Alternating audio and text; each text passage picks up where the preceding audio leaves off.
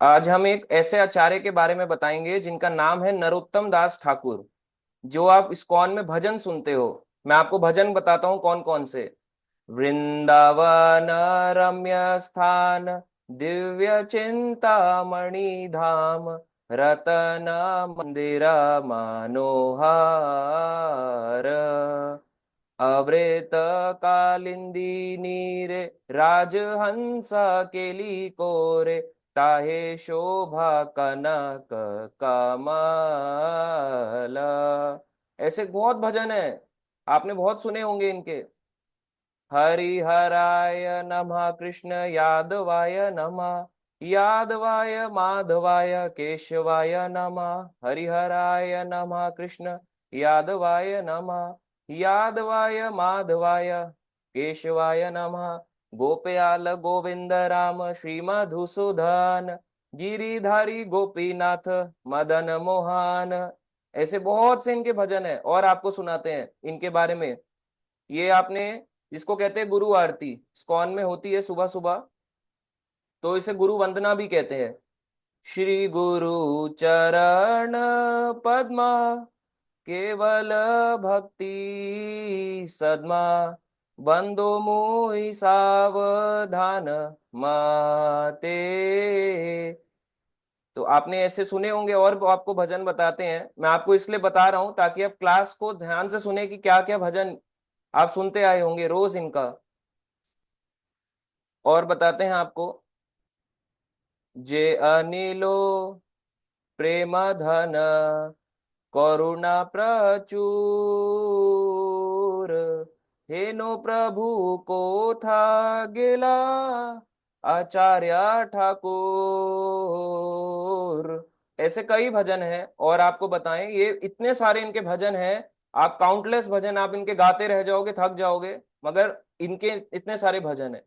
राधा कृष्ण प्राण मोरा, युगल किशोर, जीवने मरणे गति, आरो नाही मोर।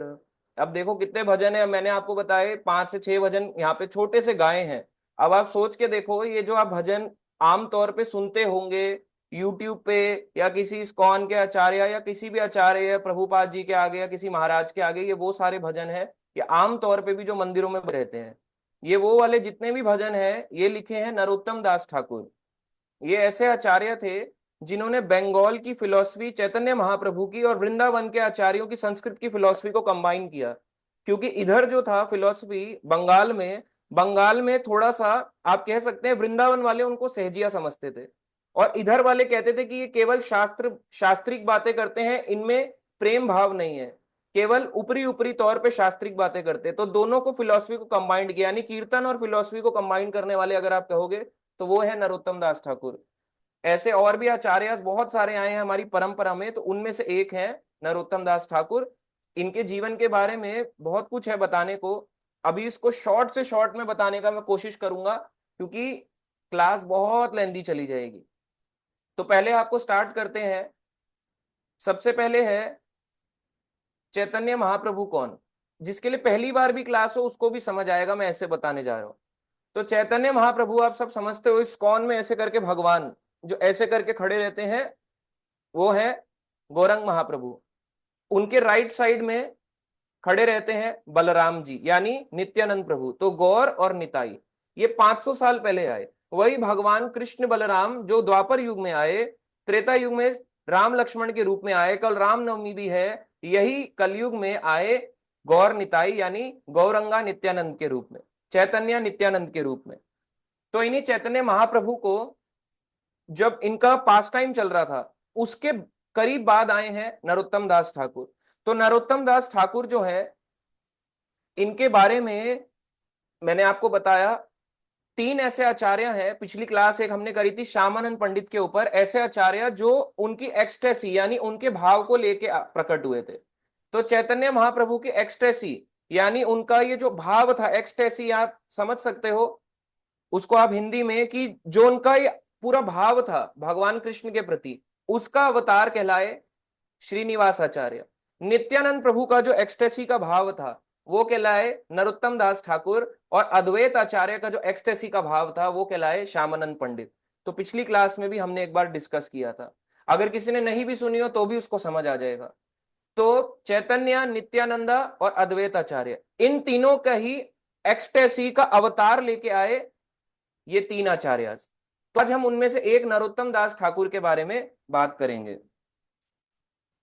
तो नरोत्तम दास ठाकुर जो है, इनके बारे में मैं बताता हूं।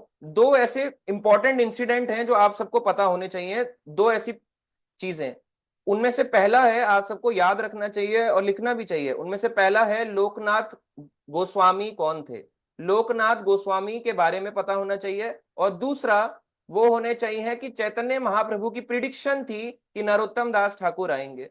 चैतन्य महाप्रभु चाहते तो खुद भी सब कुछ कर सकते थे, अगर वो सारा कुछ खुद ही करके चले जाते तो बाकी आचार्यों का गुणगान कौन करता। इसलिए भगवान अपने से ज्यादा अपने भक्तों का गुणगान चाहते हैं, इसलिए कुछ टास्क जो होते हैं भगवान अपने प्रेमी भक्तों को देके जाते हैं। तो अब बताते हैं लोकनाथ गोस्वामी के बारे में। पहले आपको बता रहा हूं, आपने देखा होगा इस्कॉन की परंपरा है, एक फोटो होती है सामने। ठीक है, आप सबको पता है इस्कॉन की परंपरा देखी है आप सबने कि कैसा रहता है इस्कॉन का एक बेसिक ऑल्टर। अगर किसी को नहीं पता तो मुझे बताएं, मैं आप सबको दिखाता हूं, तो फिर आप उसको इजीली समझ पाएंगे कि मैं क्या कहना चाह रहा हूं। आप सबने देखी है इस्कॉन की ऑल्टर की फोटो, किसने नहीं देखी जरा हैंड रेस करें जूम में। किसी ने कभी इस्कॉन का कभी एक प्रॉपर मंदिर नहीं देखा हो, बिल्कुल ही नया हो, तो उसको दिखाएंगे ये। कोई भी डिवोटी जिसने नहीं देखा हो।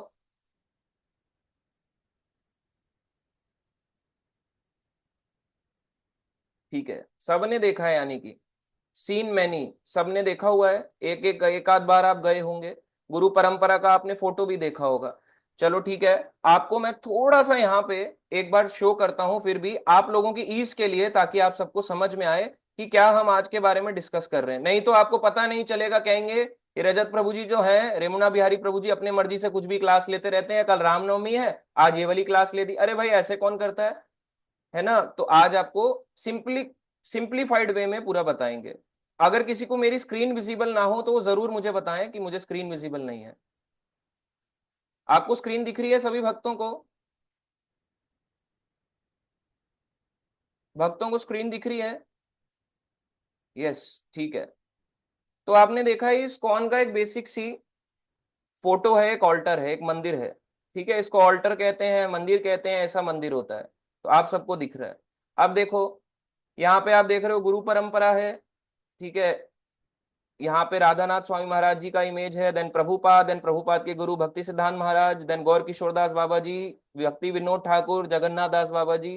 ठीक है, आज हम यहाँ पे ये क्लास नहीं कर रहे, आज हम क्लास कर रहे हैं इनके ऊपर भी दो गोस्वामी आए थे।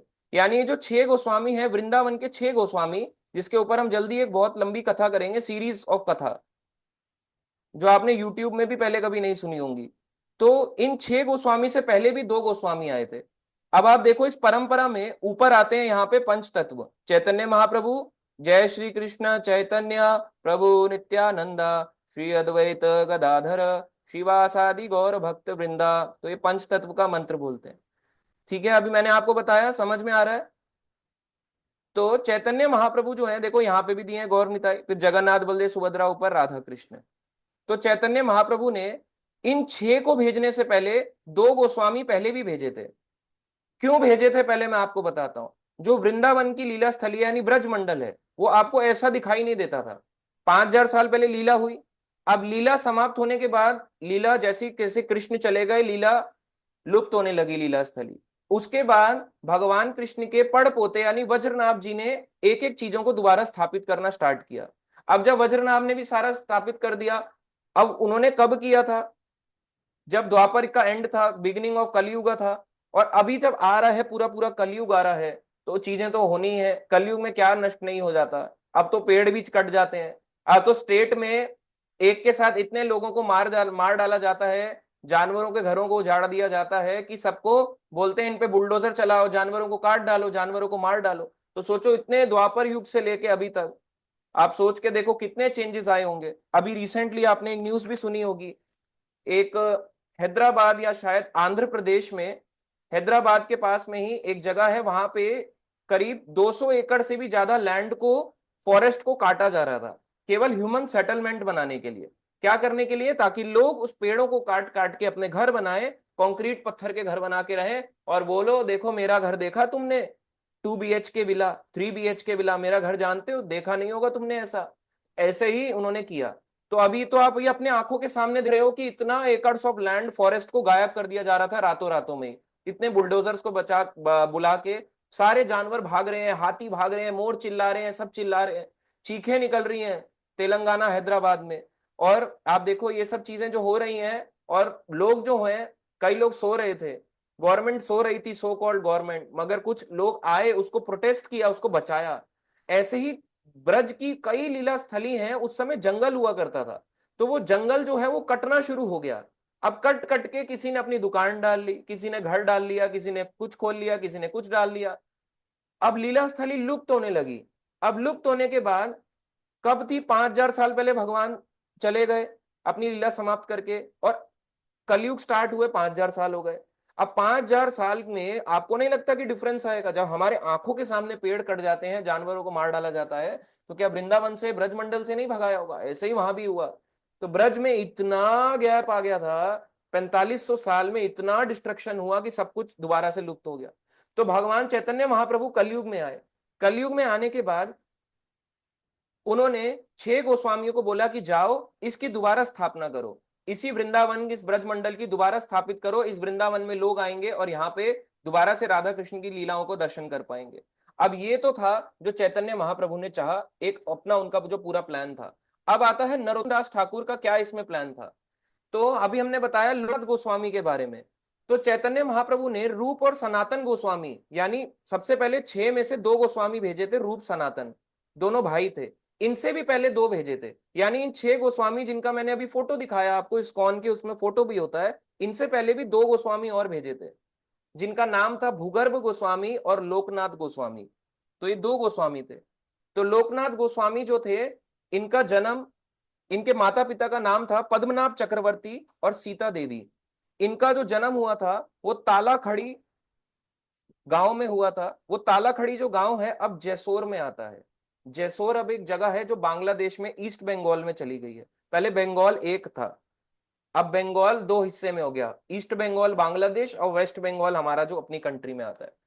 तो 2 हिस्से हो गए हैं बंगाल के। तो जो बांग्लादेश की हिस्सा जो ईस्ट बंगाल था, वहां पे लोकनाथ गोस्वामी का जन्म हुआ। आप क्या हो गए, नरोत्तम दास ठाकुर साहब कहां पहुंच गए प्रभु जी? अभी उसी पे आएंगे। तो आपको मैंने बताया 2 इंपॉर्टेंट इवेंट है उनके लाइफ के, एक लोकनाथ गोस्वामी का और एक है चैतन्य महाप्रभु की भविष्यवाणी की, नरोत्तम दास ठाकुर आएंगे।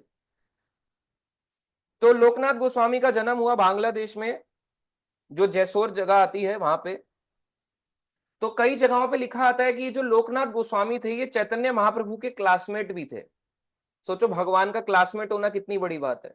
हम लोग जो हैं कितने अभागी हैं, मगर वो भगवान के क्लासमेट भी हुआ करते थे। तो चैतन्य महाप्रभु ने इन्हें कहा कि आप जाओ, वृंदावन जाओ। जब बच्चे नहीं, जब बड़े हो गए, तो बड़े होने के बाद लोकनाथ गोस्वामी और भूगर्भ गोस्वामी को कहा कि आप दोनों जो हैं जाइए और वृंदावन के ब्रज की लीला स्थलियों की खोज कीजिए।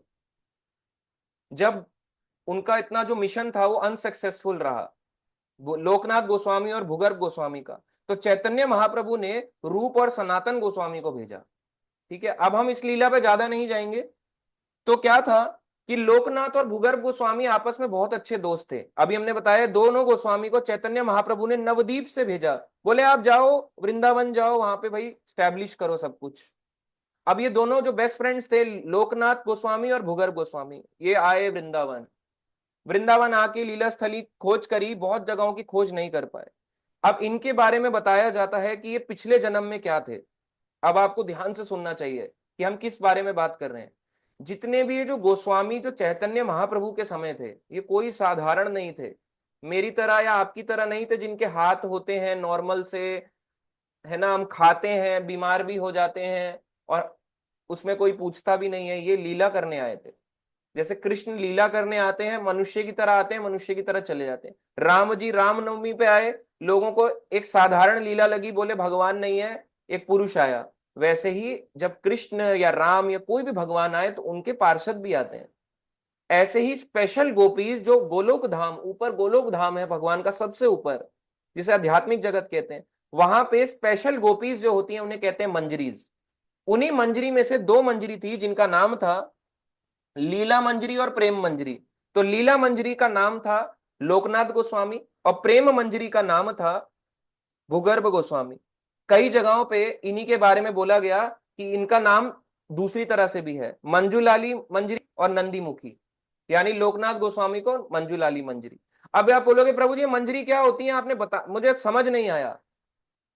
गोपीज होती हैं, गोपियां होती हैं भगवान राधा कृष्ण की लीलाओं में, और कुछ होती हैं स्पेशल गोपीज जो हर समय राधा कृष्ण की सेवाओं में रहती हैं। तो वो जो स्पेशल गोपीज होती हैं उन्हीं में से दो थे लोकनाथ गोस्वामी और भूगर्भ गोस्वामी। ठीक है, इतना सब समझ में आ रहा है हम क्या बात कर रहे हैं? कहीं सर के ऊपर से लास्ट में क्या था, रामनवमी का आपने बताया नहीं, राम जी कौन थे हम जाने नहीं पाए। तो ये है डिस्कशन हमारा चल रहा है। तो इन दो को भेजा तो ये नहीं कर पाए। इनका जब वृंदावन में ये लोग आए उस समय समय चल रहा था 1509, और अभी क्या चल रहा है 2025। और वृंदावन में आने के बाद ये अपने जीवन आजीवन वृंदावन में ही रहे। अब आता है कि वहां पे लोकनाथ गोस्वामी ने एक मंदिर भी बनवाया जिसका नाम था राधा गोकुलानंद। अब ये मंदिर बाद में बना, उससे पहले भी एक मंदिर था। तो गोकुलानंद मंदिर उन्होंने बनाया जो 7 गोस्वामी टेम्पल आता है। वृंदावन में आप लोग गए होंगे, बोले बांके बिहारी गए हैं, यहां गए हैं, पर हम 7 गोस्वामी टेम्पल नहीं गए। प्रभु जी ये कहाँ पड़ता है? तो आप सब साथ में जाओगे तो पता चलेगा, अकेले अकेले अगर यात्राएं लगाओगे फिर नहीं पता लगेगा। साथ में जाने से बहुत सी चीजें पता चलती हैं। तो वृंदावन में जब आपने देखा होगा राधा रमन मंदिर, राधा रमन मंदिर से 100 मीटर की जगह पे दूरी पे आता है राधा गोकुलानंद मंदिर। बहुत भक्त गए भी होंगे, जो अच्छे भक्त हैं वो जाते भी हैं, बस जिनको नहीं पता होगा फिर वो पूछते रहेंगे। तो इसलिए साथ चलेंगे तो और पता लगेगा। तो वहां पे है राधा गोकुलानंद मंदिर। अब वहां पे इन्हीं लोकनाथ गोस्वामी के विग्रह को स्थापित करा इन्होंने, जिनका नाम था राधा विनोदी लाल, राधा विनोदी लाल राधे जय, राधा विनोदी लाल, राधा विनोदी लाल राधे।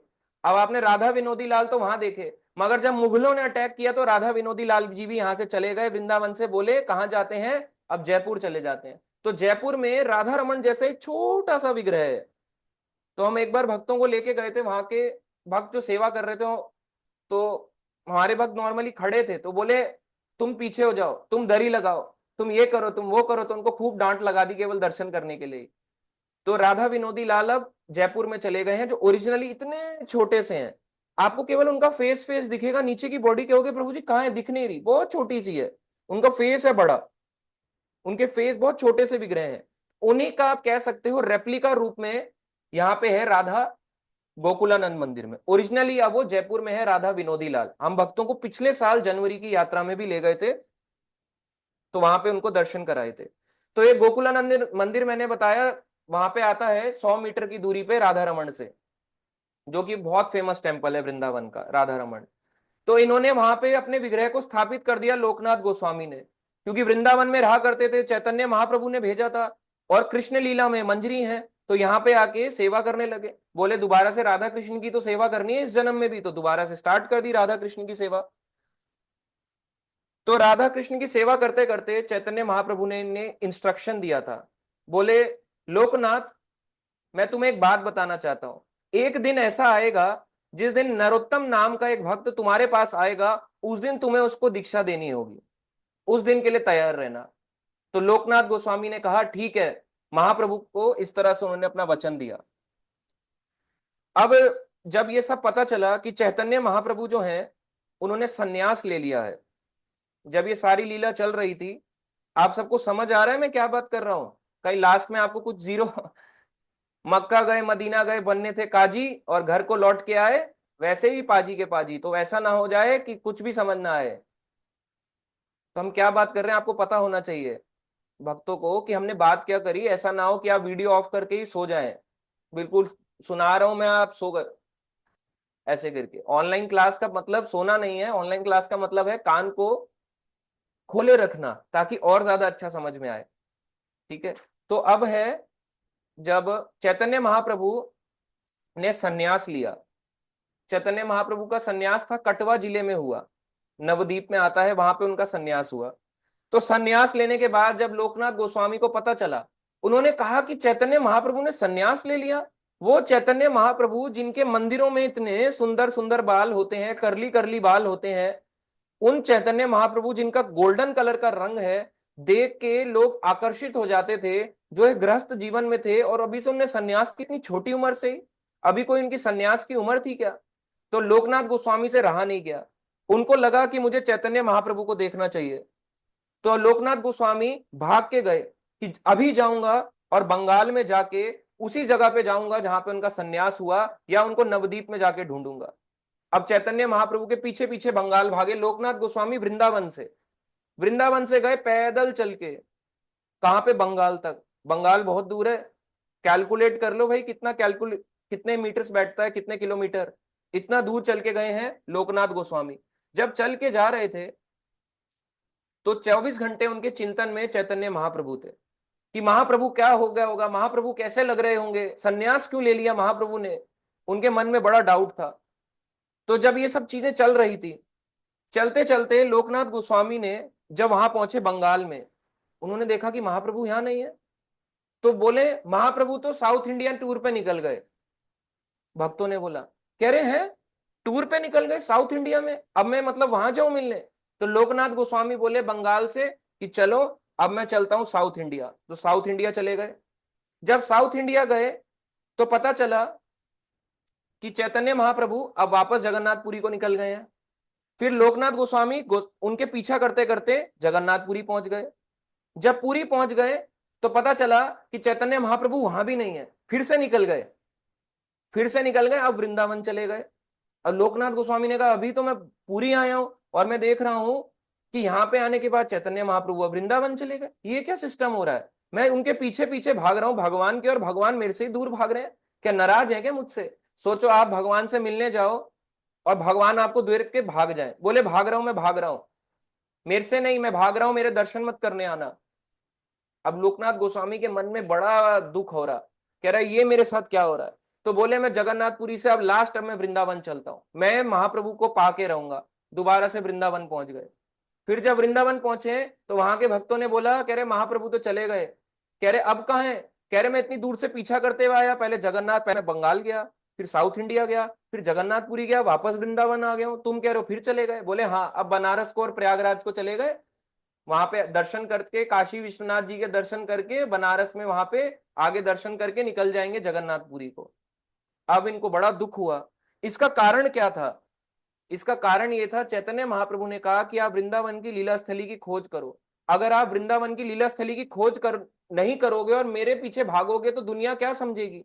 दुनिया को कैसे पता लगेगा कि भगवान कहाँ है, लीला स्थली क्या है? इसलिए मेरे पीछे मत आओ, तुम्हें वृंदावन ही रहना है। लोकनाथ गोस्वामी को उन्होंने डांट लगाई। तो चैतन्य महाप्रभु लोकनाथ गोस्वामी के उसमें सपने में आते हैं। तो वो कहते हैं चैतन्य महाप्रभु कि अगर तुमने मुझे ऐसा देख लिया, पहले मेरे सुंदर सुंदर लंबे केश थे, मैं गृहस्थ था, अब तुम मुझे देख नहीं पाओगे। अब मैं ऑरेंज कलर का, सैफरॉन कलर के कपड़े पहनता हूं, अब मेरा सर मुंडा हुआ है, अब मुंडा हुआ सर है, शिखा रखता हूं, और साथ में सन्यास दंड लेके चलता हूं। तुम्हें अच्छा नहीं लगेगा मुझे देख के?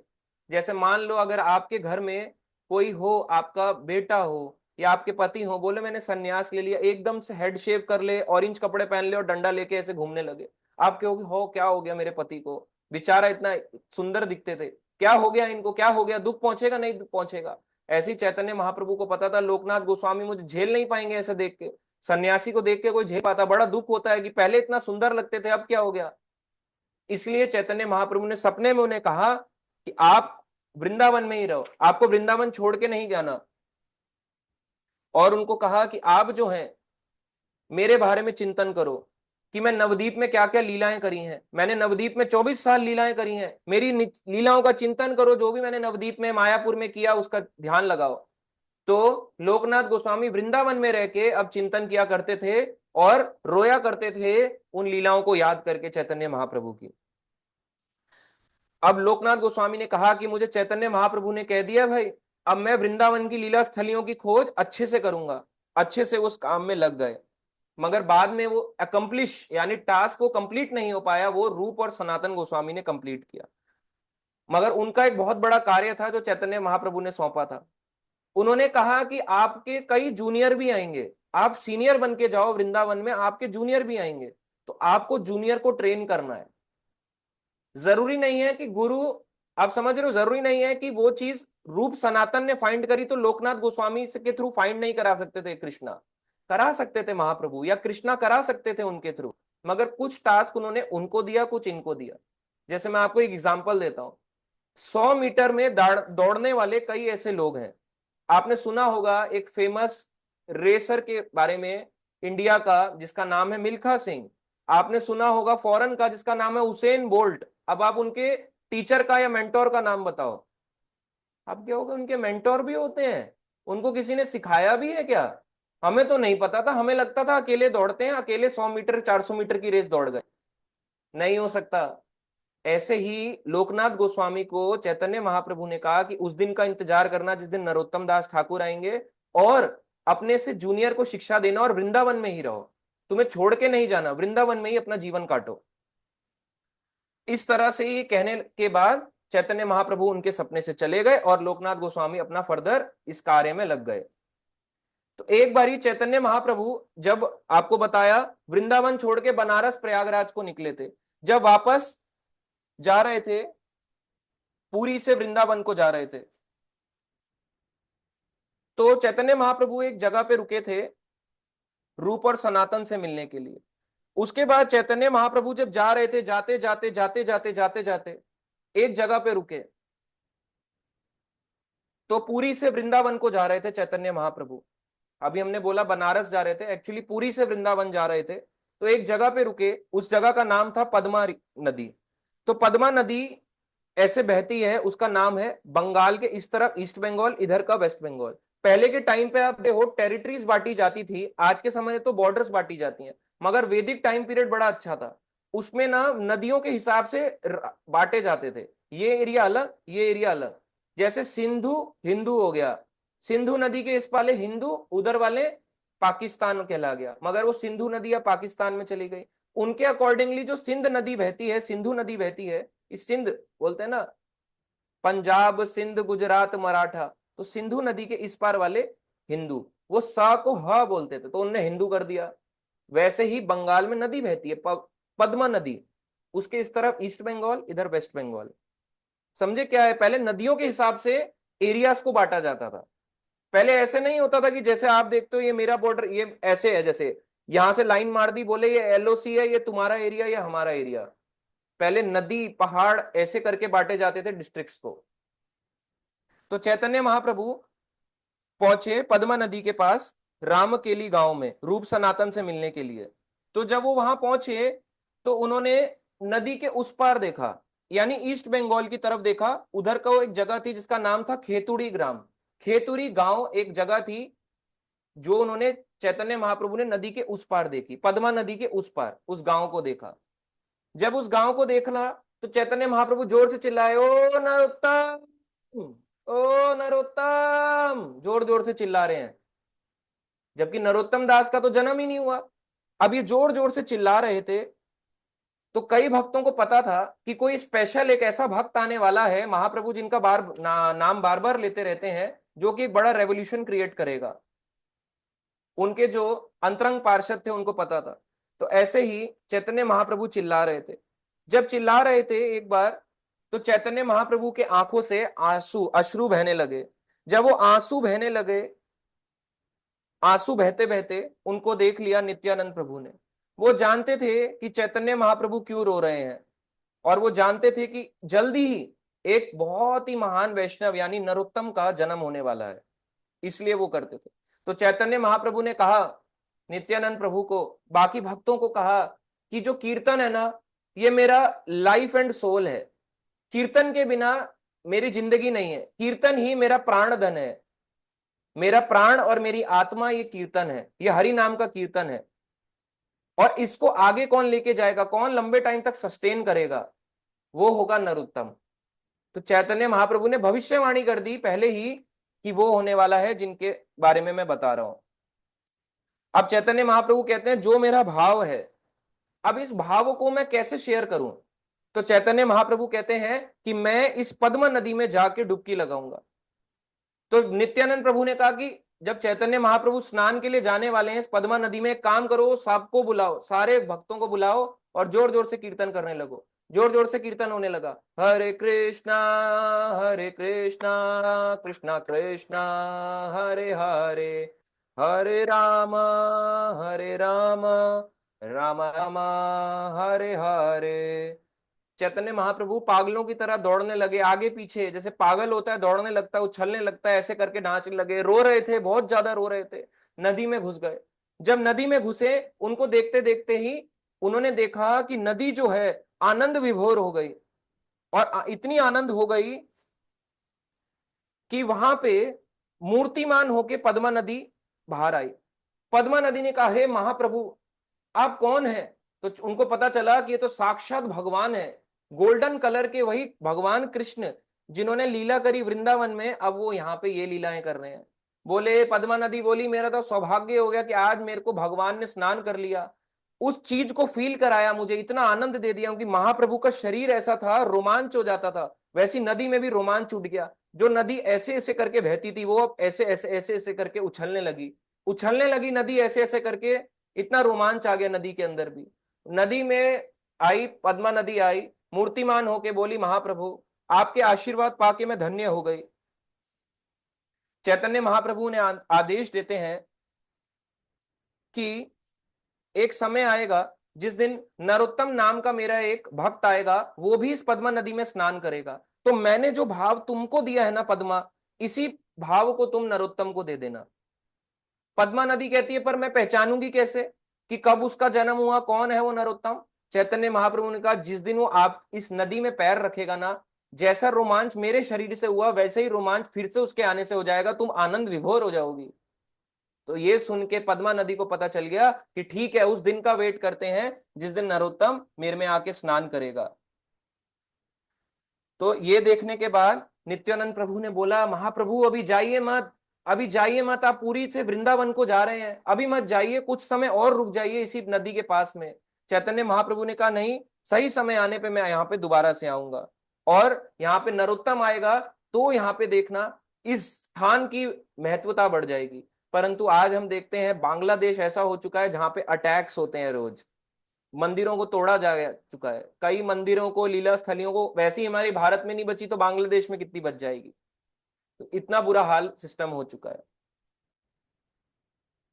तो ये था थोड़ा सा लोकनाथ गोस्वामी के बारे में। और दूसरा था जो अभी हमने बताया कि चैतन्य महाप्रभु की भविष्यवाणी की नरोत्तम दास ठाकुर का जन्म होगा। आप सबको समझ आया? आज के दो मेन इंपॉर्टेंट टॉपिक, जिसको ये दो समझ आ गया उसको अब आगे सब समझ में आने वाला है।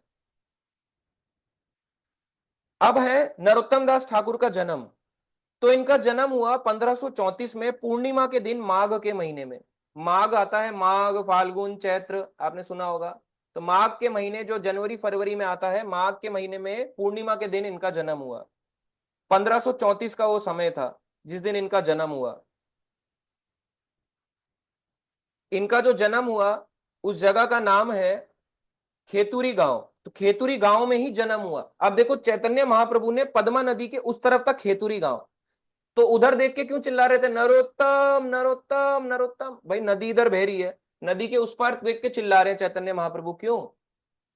मतलब पहले से प्रिडिक्शन कर रहे हैं कि उस खेतुरी गांव में, जो वो गांव है, वहां पे नरोत्तम का जन्म होने वाला है। तो उसी खेतुरी गांव में नरोत्तम का जन्म हुआ।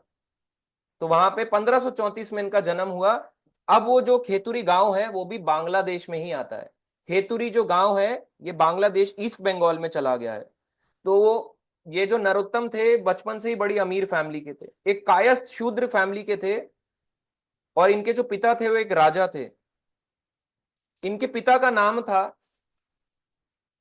कृष्णानंद दत्ता, और इनकी माता का नाम था नारायणी देवी। तो हमारे पास साथ में माता जी भी है, नारायणी देवी। तो आप देखो, ये इनके माता पिता का नाम था। तो इनके माता पिता का नाम और इनके पुत्र का नाम हुआ नरोत्तम।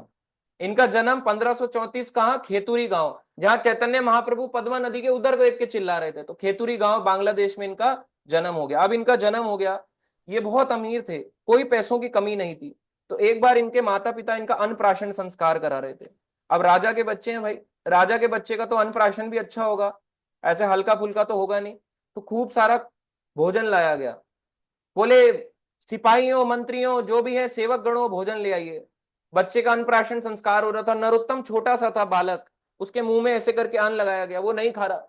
कई बार बच्चे ऐसे करते हैं, नहीं नहीं नहीं नहीं नहीं नहीं नहीं नहीं, हम लोग तो ऐसे करते हैं ना, मगर बच्चा ऐसे नहीं करता, बच्चा मुंह हिलाता रहता है, नहीं नहीं खाऊंगा नहीं खाऊंगा नहीं खाऊंगा, ऐसे करके मुंह हिला रहा था। को समझ में नहीं आया ऐसा क्यों हो गया कि इतना सारा भोजन इतने अमीर रईस घर में पैदा होके भी खाना नहीं खा रहा। एक वैष्णव भक्त आया, बोले मुझे पता है क्यों नहीं खा रहा, ये जो बालक है ये दिव्य है, तुमने इस नॉर्मल भोजन ला के दिया है, इसको भगवान का प्रसाद ला के दो। अन्नप्राशन संस्कार है और तुम कह रहे हो बिना उसके खा ले। तो ये भी एक सीख है, अन्नप्राशन में केवल ऐसे ही चम्मच से उठा के खिलाने से कुछ नहीं होगा। आपने मन में उसके मुंह में उठा के पाप डाल दिया कि ले तेरा जन्म हो गया, ले पाप खाना शुरू कर, थोड़े से पाप खा और इंजॉय कर। इसलिए पहले भगवान को भोग लगाया जाता है, भोग लगा के फिर बच्चे को अन्नप्राशन संस्कार किया जाता है। ऐसे अन्नप्राशन संस्कार होता है। तो जब भगवान का इन्हें प्रसाद मिला तो बच्चे को बड़ा आनंद आया उस छोटे से नरोत्तम को अपने माता पिता की गोद में। तो बचपन से ही जो इनकी फेवरेट एक्टिविटी थी, ये बहुत ही इंटेलिजेंट थे पढ़ने में, एक बहुत ही स्कॉलर थे, हर चीज को जल्दी अपनी एकेडमिक्स में रिलीजियस बुक्स में पढ़ने के बहुत ही अच्छे थे, अट्रैक्टिव इनको लगता था रिलीजियस बुक्स को पढ़ना। तो बचपन से ही इनको चैतन्य महाप्रभु की लीलाएं सुनना पसंद था। तो बचपन से सुना करते थे चैतन्य महाप्रभु की लीलाओं में एक भक्त से। अब यहां तक तो आ गया कि उनके जन्म के बारे में, कैसे वो बड़े हुए। तो एक बार की बात है, नरोत्तम जो थे, जो टीनेजर थे, उनके सपने में नित्यानंद प्रभु आए। तो नित्यानंद प्रभु ने कहा कि सुबह, कल सुबह जब सूरज उगेगा, कल सुबह तुम जाना पद्मा नदी में स्नान करने, और तुम्हार को गौर प्रेम मिलेगा, क्योंकि तुम बचपन से ही चैतन्य महाप्रभु की लीलाएं सुन रहे हो। तो नित्यानंद प्रभु यानी बलराम जी ने आदेश दिया, भाई तुम्हारा समय आ गया नरोत्तम, जाओ पद्मा नदी में जाओ, क्योंकि पद्मा नदी तुम्हारा वेट कर रही है। क्योंकि जो भाव चैतन्य महाप्रभु ने उस पद्मा नदी को दे दिया, अपना भाव नदी को, और नदी तुम्हारे को दे देगी। तो जाओ, चैतन्य महाप्रभु जा चुके हैं, मैं भी लीला समाप्त करके जा चुका हूं। इस समय तक चैतन्य और नित्यानंदा ये दोनों चले गए थे, भगवत धाम वापस चले गए। मगर नित्यानंद प्रभु दोबारा से सपने में आए, बलराम जी नित्यानंद प्रभु के रूप में आए, बोले जाओ नदी को जाओ, उस भाव को तो ले लो, महाप्रभु के भाव को लो। तो ये वहां पे पहुंचे पद्मा नदी, अगले दिन उठने के बाद पद्मा नदी पहुंचे। पद्मा नदी में पहुंचने के बाद नरोत्तम जैसे ही उसमें स्नान करते हैं, वो देखते हैं कि उनका जो है शरीर में रोमांच उठता, जो रोमांच या जो भाव चैतन्य महाप्रभु को फील होता था, वैसा ही इनको फील होने लगा। और इनके शरीर का जो डार्क कलर था वो गोल्डन फॉर्म में बदल गया। हरी हरी बोल, यानी काला रंग, एक डार्क कॉम्प्लेक्शन भी मोल्टन गोल्डन फॉर्म में आ गया, यानी श्याम रंग से गौर रंग के हो गए। जैसे चैतन्य महाप्रभु गोल्डन कलर के हैं, वही गोल्डन रंग इनके शरीर पे चढ़ गया केवल नदी में स्नान करने से। इससे पता चलता है कि महाप्रभु ने अपना भाव नदी को दिया और नदी ने इनको दे दिया। तो वो भाव प्रेजेंट रहता है, भगवान ऐसे जाते नहीं है। कईयों को लगता है नदियों में स्नान करने में क्या फर्क पड़ता है, वो भाव है। जब भी हम कभी नदी में स्नान करें, कहीं भी जाओ, हरिद्वार जाओ मान लो, हरिद्वार का क्या मतलब है, हरि का द्वार, हरि का गेट है। उस भगवान जो है ऊपर बद्रीनाथ पे नर नारायण, ये उनका द्वार है, उनका गेट है। तो वहां पे जाके क्या करना है, इस नदी में भगवान ने भी स्नान करा है, भक्तों ने भी स्नान करा है, तो उसी भाव को हम लेने जाएंगे। पर अगर आप वहां पे जाके डुबकी लगाओगे, घुश, क्या होगा, ठंडा है, आनंद नहीं आया, और एक और डुबकी, फिर 108 डुबकी, 1008 डुबकी, 1008 लगाते लगाते भी भाव नहीं आता। क्यों नहीं आता, क्योंकि हमारे मन में मैल ही इतना ज्यादा है। खैर मैं तो नहीं लगा सकता 1008, हो सकता है बहुत एक्सपर्ट भी हो। तो मैं आपको एक बात बता रहा हूँ, एक एग्जाम्पल है पर्सनल लाइफ में, क्योंकि ऐसे सुनोगे तो स्टोरी लगेगी। उस सोचो पद्मा नदी में नहाते ही इनको डार्क कलर गोल्डन कलर का हो गया, और हमारा क्या होता है, शरीर का मैल निकल जाता है, क्योंकि एक रात से नहाए नहीं होते। और कई लोग तो 7-7 दिन नहीं नहाते। बोले 7 दिन इसलिए नहीं नहाता, बाल खराब हो जाते हैं, बालों का जेल निकल जाता है, जेल लगा रहेगा तो बाल खड़े रहेंगे। 7वें दिन जाके हरिद्वार में स्नान करते और अपना मैल उसमें छोड़ के आ जाते हैं। तो ये अपना मैल नहीं छोड़ के आए थे, ये श्याम रंग के थे, एक अच्छे राजा के परिवार के बेटे थे, राज परिवार के थे, मगर इतने से ही इनको पवित्रता आ गई और ये ऐसे हो गए। इनको इतना भाव आ गया कि नरोत्तम घर ही नहीं लौटे। जब नरोत्तम घर नहीं लौटे, ये हर समय क्या बोलते रहते, हरि बो, हरि बो, हरि बो, निताई गौरा हरि बोल, हरे कृष्णा कृष्णा कृष्णा हरे हरे, हरे राम राम राम हरे हरे। ऐसे कीर्तन करते करते पद्मा नदी के आगे डांस करते रहते, आनंद में रहते। अब जब इनके माता पिता को पता लगा, बोले हम राजा के परिवार से, और देखो हमारा बेटा घर नहीं लौटा है, चिंता होती है नहीं होती? अगर बच्चा मंदिर चले जाए और मंदिर जाके बोले कि तुम्हारा बेटा भक्त बन गया है, तो माँ बाप को बहुत दुख कष्ट पहुंचता है, मेरा बेटा भक्त बन गया, काश मेरा बेटा दो तीन लड़कियां छेड़ता, काश मेरा बेटा सुंदर सी बहू लेके आता जो मुझसे लड़ाइयां करती, बाद में प्रॉपर्टी को डिवाइड करने को बोलती, काश ऐसा वो दिन आ जाता, काश ऐसा होता कि हम पोते पोतियों को अपनी गोद में खिलाते, बाद में वही हमें लात मार के घर से फेंक देते, उसमें लोगों को खुशी मिलती है। मगर माता पिता को कोई भक्त बन जाए तो दुखी हो जाते हैं। तो वैसे ही इनके माता पिता को बहुत दुखी हो गए, बोले ये क्या है, हम देख रहे हैं कि हमारा बेटा नरोत्तम एक भक्त बन गया, पागल आदमी बन चुका है, गोल्डन कलर का इसका ऐसा कलर हो गया। अपने सिपाहियों को बुलाया, सिपाहियों जाओ इसको लेके आओ पद्मा नदी से वापस राजमहल की ओर को लेके आओ। तो राजा ने भेजा अपने सिपाहियों को, जैसे ही वहां पहुंचे इनको लेके आ रहे, ये बिल्कुल सुध बुध खोए हुए, भगवान के नाम के आनंद में थे, हरि नाम के आनंद में। तो जैसे ये वहां पे पहुंचते हैं, इनकी माँ कहती है, पुत्र क्या हो गया तुम्हारे को, मैं देख रही हूं कि तुम्हारा रंग बदल गया है पूरा का पूरा, क्या करा है तुमने ऐसा, कौन से बाबा जी से मिलके आए हो तुम, कौन से गुरु से दीक्षा ले लिया तुमने, कहाँ चले गए, कौन सा शिक्षा, कौन सी दीक्षा, क्या प्रोसेस में करके आए हो अपने ऊपर? बोले माता, मैं जो हूं, अब भगवान का मुझे प्रेम मिल गया है, ये संसारिक दुनिया मुझे छोड़नी है, मैं इस संसारिक दुनिया को त्याग के वृंदावन जाना चाहता हूं। ऐसे करके बोला इन्होंने। माँ ने कहा भाई ऐसे नहीं होना चाहिए, एक ही तो एक संतान है, संतान भी निकल गई तो हमारी बहुरिया कहां से आएगी, बहुरानी कहां से आएगी, कहां से लाएंगे ऐसी बहू को? तो इतना सोचने के बाद इनको क्या किया, अपने ही घर में कैद करके सोचना पड़ा। राजा वैसे कैद नहीं करना चाहता था बेटे को, पर उसने सोचा कि अगर मैं इसको छोड़ दूंगा तो ये वृंदावन को भाग जाएगा, बोलते हैं ना इसको पकड़ के रखना नहीं तो वृंदावन भाग जाएगा। आजकल के पेरेंट्स नहीं बोलते लड़के लड़कियों को, पकड़ के रखना तुम्हारी बेटी बिगड़ गई वृंदावन भाग जाएगी। अरे भाग जाए अच्छी बात है, कम से कम ये तो नहीं गोवा भाग रही है, अच्छी जगह ही तो भागी। हाँ वृंदावन भागी और वहां पे फ्लैट लेने भागी तो बेकार है, या किसी लड़के के साथ भागी, पर वृंदावन अगर भगवान के लिए भागी है, भगवान के लिए भागे तो अच्छी बात ही तो है। क्या करेगा वैसे, कहीं और भागता, जॉब में भागता, किसी और के पीछे भागता, इससे अच्छा वृंदावन भाग गया।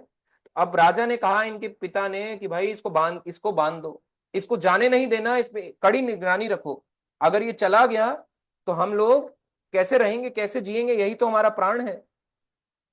तो राजा ने अपने स्पेशल गार्ड्स को इसका ध्यान रखने के लिए रखा।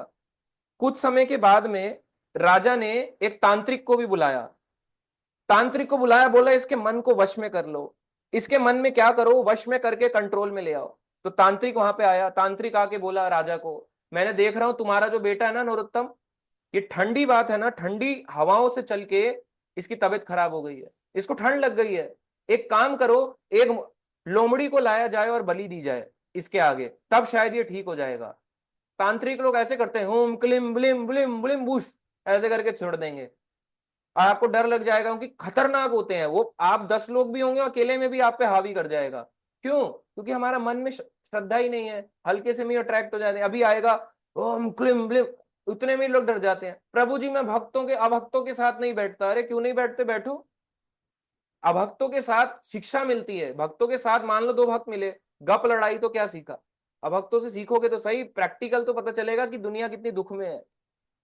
ऐसे इनको बड़ा दुख होता था कि ये सारे लोग कैसे दुख में जी रहे हैं। तो राजा ने तांत्रिक बुलाया, तांत्रिक के थ्रू वश में कराने की कोशिश करी, बलि दी गई, बोले बलि रखो, बोले बलि वली से कुछ नहीं होता।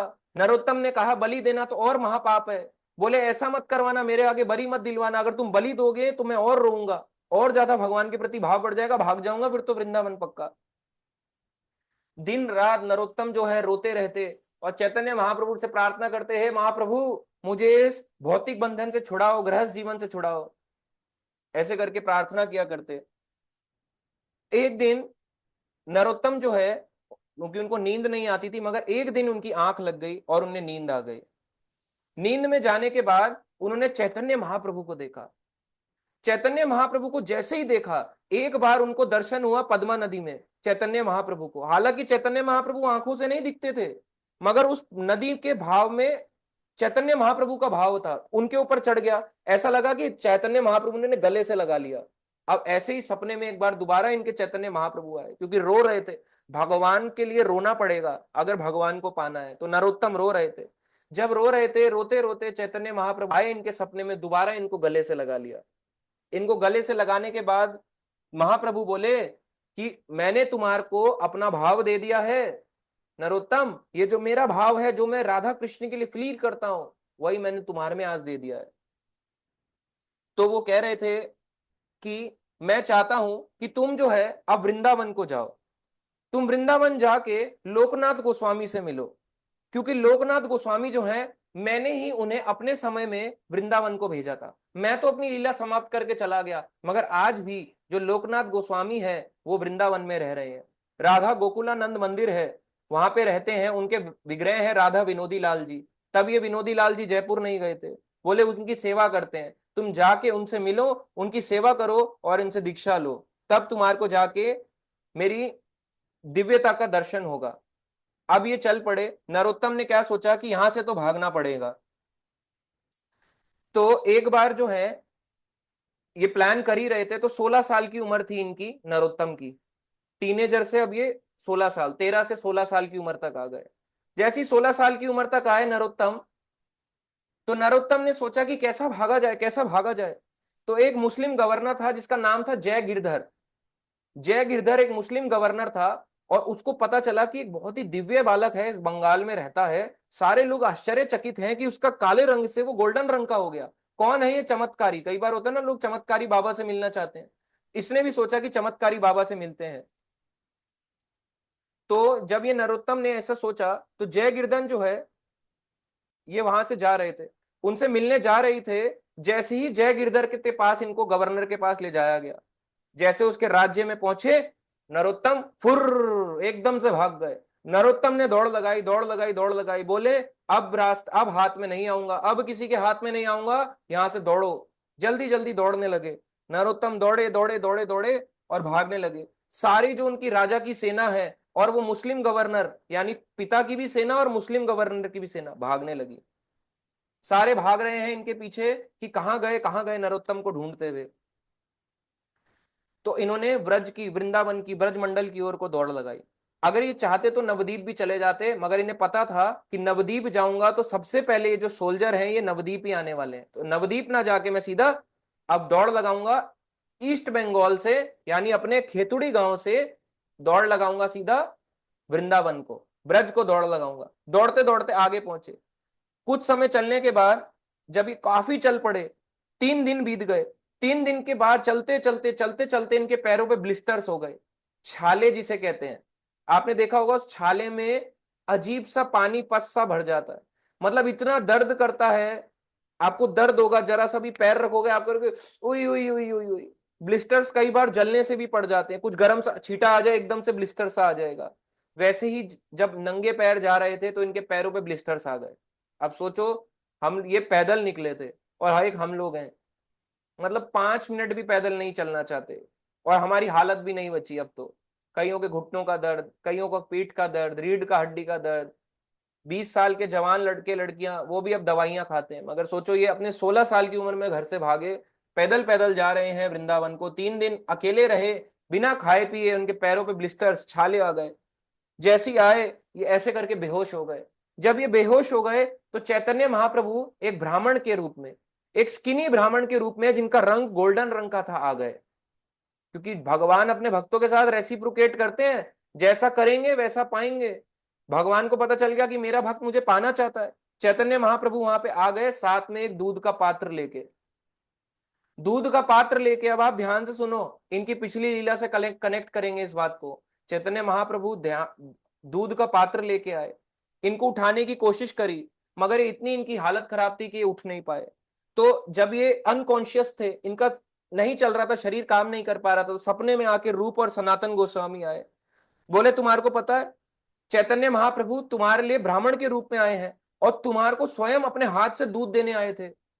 उसने कहा मैंने स्वयं महाप्रभु के हाथ से दूध लेके पिया है। बोले हाँ महाप्रभु ने तुम्हें दूध दिया है। इनको द्रोना आ गया, बोले मैं महाप्रभु के दर्शन अब कब करूंगा, रोने लग गए बहुत ज्यादा। तो इनके बारे में बताया जाता है ऐसा क्यों हुआ। जब राधा कृष्ण जो गोलोक धाम में है, गोलोक धाम में इनकी जो सेवा रहती है वो राधा कृष्ण को दूध देने की रहती है। इनका जो नरोत्तम दास ठाकुर है, ये राधा कृष्ण की लीला में ललिता सखी की एक सेवा है, विशाखा सखी की एक सेवा है, हर सखी हर गोपी की अपनी अपनी एक सेवा है। तो वैसी इस गोपी यानी इस स्पेशल गोपी इस मंजरी की जो सेवा है यानी नरोत्तम की जो सेवा है गोपी भाव में, वो राधा कृष्ण को दूध पिलाने की सेवा है कि गायों का जो एकदम स्पेशल दूध होगा वो राधा कृष्ण को पिलाया जाएगा। तो आज वही रूप सनातन कहते हैं क्योंकि तुमने गोलोक में गोलोक धाम में तुम उनको राधा कृष्ण के दूध पिलाने की सेवा करते हो, तो आज वही राधा कृष्ण वही कृष्ण राधा रानी के भाव में तुम्हारे को अपने हाथ से ब्राह्मण के रूप में दूध पिलाने आए हैं। हरी हरी बोल। यानी भगवान रेसिप्रोकेट करते हैं, भगवान वापस अपने भक्त के साथ कम्युनिकेट करते हैं। यानी वो वहां पे दूध पिलाते हैं अगर कृष्ण लीला में, तो यहाँ भगवान आगे लो इतना दूध पिलाया तो मैं भी तुम्हारे को थोड़ा दूध पिलाऊं, जब ये बेहोश थे। ऐसे करके ये पूरी की पूरी लीला चल रही थी। अब आता है वृंदावन पहुंचना। तो जब इनके पैरों पे छाले हो गए, ये वापस उठ खड़े हुए रूप सनातन से सुनने के बाद कि महाप्रभु ने मुझे दूध पिलाया है, यानी भगवान राधा कृष्ण मेरा वेट कर रहे हैं, मैं राधा कृष्ण के लिए गोलोक में दूध की सेवा दे करता हूं और आज महाप्रभु ने मुझे अपने हाथ से दूध दिया है, तो चलो वृंदावन को चल पड़े। और वृंदावन को ये पहुंच गए। जैसी सबसे पहले कहां पहुंचे, ब्रजमंडल में पहुंचते ही ये मथुरा पहुंचे। भगवान कृष्ण का जो जन्म स्थान है मथुरा में, उसी जन्म स्थान का जो मंदिर है पहले वहां पहुंचे। वहां पहुंचने के बाद इन्होंने वहां भगवान के दर्शन किए और वहीं पे यमुना नदी में विश्राम घाट पे दर्शन, वहां पे स्नान किया। विश्राम घाट वो जगह है जहां कंस को मारने के बाद भगवान कृष्ण ने विश्राम किया। बोले मैं भी थक गया हूं, मथुरा आ गया हूं, मथुरा में भगवान कृष्ण के दर्शन हो गए हैं, जहां कृष्ण ने विश्राम किया मैं भी वहीं स्नान करके थोड़ा विश्राम करूं। ऐसे इनका भाव था। तो नरोत्तम पहुंच के मथुरा में ऐसे उन्होंने भी ये काम किया। कई भक्तों से मिले वो, वहां पे पहुंच के कई वृंदावन के मथुरा के कई भक्तों से मिले और उनको पता चला कि मैं यहां तो आ गया हूं मगर मेरे से आने से पहले कई पुराने पुराने जो एग्जॉल्टेड भक्त थे, रूप गोस्वामी, सनातन गोस्वामी और रघुनाथ भट्ट गोस्वामी, बड़े बड़े भक्त, वो सारे अब जा चुके हैं भगवान के धाम को। इनको बड़ा रोना आया। उसी रात में एक ब्राह्मण आया। ब्राह्मण ने इनको कहा कि आज रात तुम मथुरा आए हो, आज तो मथुरा वालों से सेवा लेके जाओ, आज मथुरा में मेरे घर पे आके रुको। तो मथुरा का जो ब्राह्मण था उन्होंने नरोत्तम को अपने घर रुकवाया। अब देखो ये स्टोरी कहां से कहां ये कथा चली आ रही है। नरोत्तम जो है कहाँ थे, अपने यहाँ खेतुड़ी गांव जो ईस्ट बंगाल बांग्लादेश में आता है, वहां से भागे भागे भागे, फिर भागने के बाद अब ब्रजमंडल आए मथुरा, और मथुरा में आके फिर इन्हें ब्राह्मण में मिले। फिर ब्राह्मण के यहाँ पे इन्होंने रात को स्टे किया और अगले दिन जो है ये वृंदावन को निकल गए। जब वृंदावन को पहुंचे सबसे पहले ये गोविंद देव के मंदिर गए। गोविंद देव का मंदिर वृंदावन में बहुत सुंदर है, लाल रंग के पत्थरों का बना हुआ है, जो अकबर के जमाने में अकबर ने बनाया था गोविंद देव का मंदिर। तो ये गोविंद देव जो है मतलब उनके जो पत्थर हैं वो अकबर ने दिलवाए थे। तो गोविंद देव का जो मंदिर है वहां पे बना, बाद में औरंगजेब ने तोड़ दिया था गोविंद देव का मंदिर। बोले इतना सुंदर क्या है, इसको मैं गिरा दूंगा। आज भी गोविंद देव का मंदिर वृंदावन में है। तो वहां पे गोविंद देव के मंदिर के दर्शन कर रहे, आनंद विभोर हो गए गोविंद देव जी को देख के। जय राधा गोविंद राधे, जय राधा गोविंद राधे। तो ऐसे करके नाच रहे थे, डांस कर रहे थे। उसी समय भक्तों को पता चल गया कि ये कोई साधारण नहीं है, कोई अलग ही है। तो उन्होंने भेजा, बोले जाओ जीव गोस्वामी को बुलाओ। 6 गोस्वामी में से एक गोस्वामी अभी भी थे, उनका नाम था जीव गोस्वामी, बाकी सारे गोस्वामी भगवत धाम को चले गए। और दो गोस्वामी जो सबसे पहले भेजे थे, लोकनाथ और भूगर्भ, वो अभी भी प्रेजेंट थे। तो जीव गोस्वामी को जब पता चला, 6 गोस्वामी में से एक जीव गोस्वामी, जिन्होंने बहुत ज्यादा शास्त्र लिखे, तो जीव गोस्वामी अपने कार्य को, सभी कार्यों को छोड़ के जल्दी से आए गोविंद देव के मंदिर। बोले देख के आता हूं कौन है ये। जैसी देखा तो पता चला कि नरोत्तम यहाँ पे आ गया है। तो नरोत्तम को देखने के बाद जीव गोस्वामी को बड़ा आनंद आया। तो ये सारी चीजें चल रही थी। तो जीव गोस्वामी को पूरी कथा सुनाई नरोत्तम ने। बोले पता है मैं ऐसे ऐसे ऐसे ऐसे करके आया, महाप्रभु का मेरे में भाव आ गया है, ऐसे पूरी स्टोरी, पूरा कथा उनको सुनाई जीव को। अब उन्होंने सोचा कि मेरे को क्या करना चाहिए। अब मैं काम करूंगा, मैं वृंदावन पहुंच गया हूं, अब मुझे मिलना होगा, क्योंकि मेरे को चैतन्य महाप्रभु ने बोला था कि जाओ इस जगह को छोड़ के अब तुम्हें वृंदावन जाके लोकनाथ गोस्वामी से दीक्षा लेनी है। और यही बात चैतन्य महाप्रभु ने लोकनाथ गोस्वामी को भी बोली थी कि एक दिन आएगा। हमने स्टार्टिंग में आपको दो बातें बताई। एक बात थी लोकनाथ गोस्वामी की, दूसरी बात थी कि भविष्यवाणी करी थी कि नरोत्तम दास ठाकुर का जन्म होगा। तो जन्म भी हो गया। और अब जो है चैतन्य महाप्रभु ने बोला था एक दिन आएगा कि नरोत्तम जो है वो लोकनाथ गोस्वामी के शिष्य बनेंगे।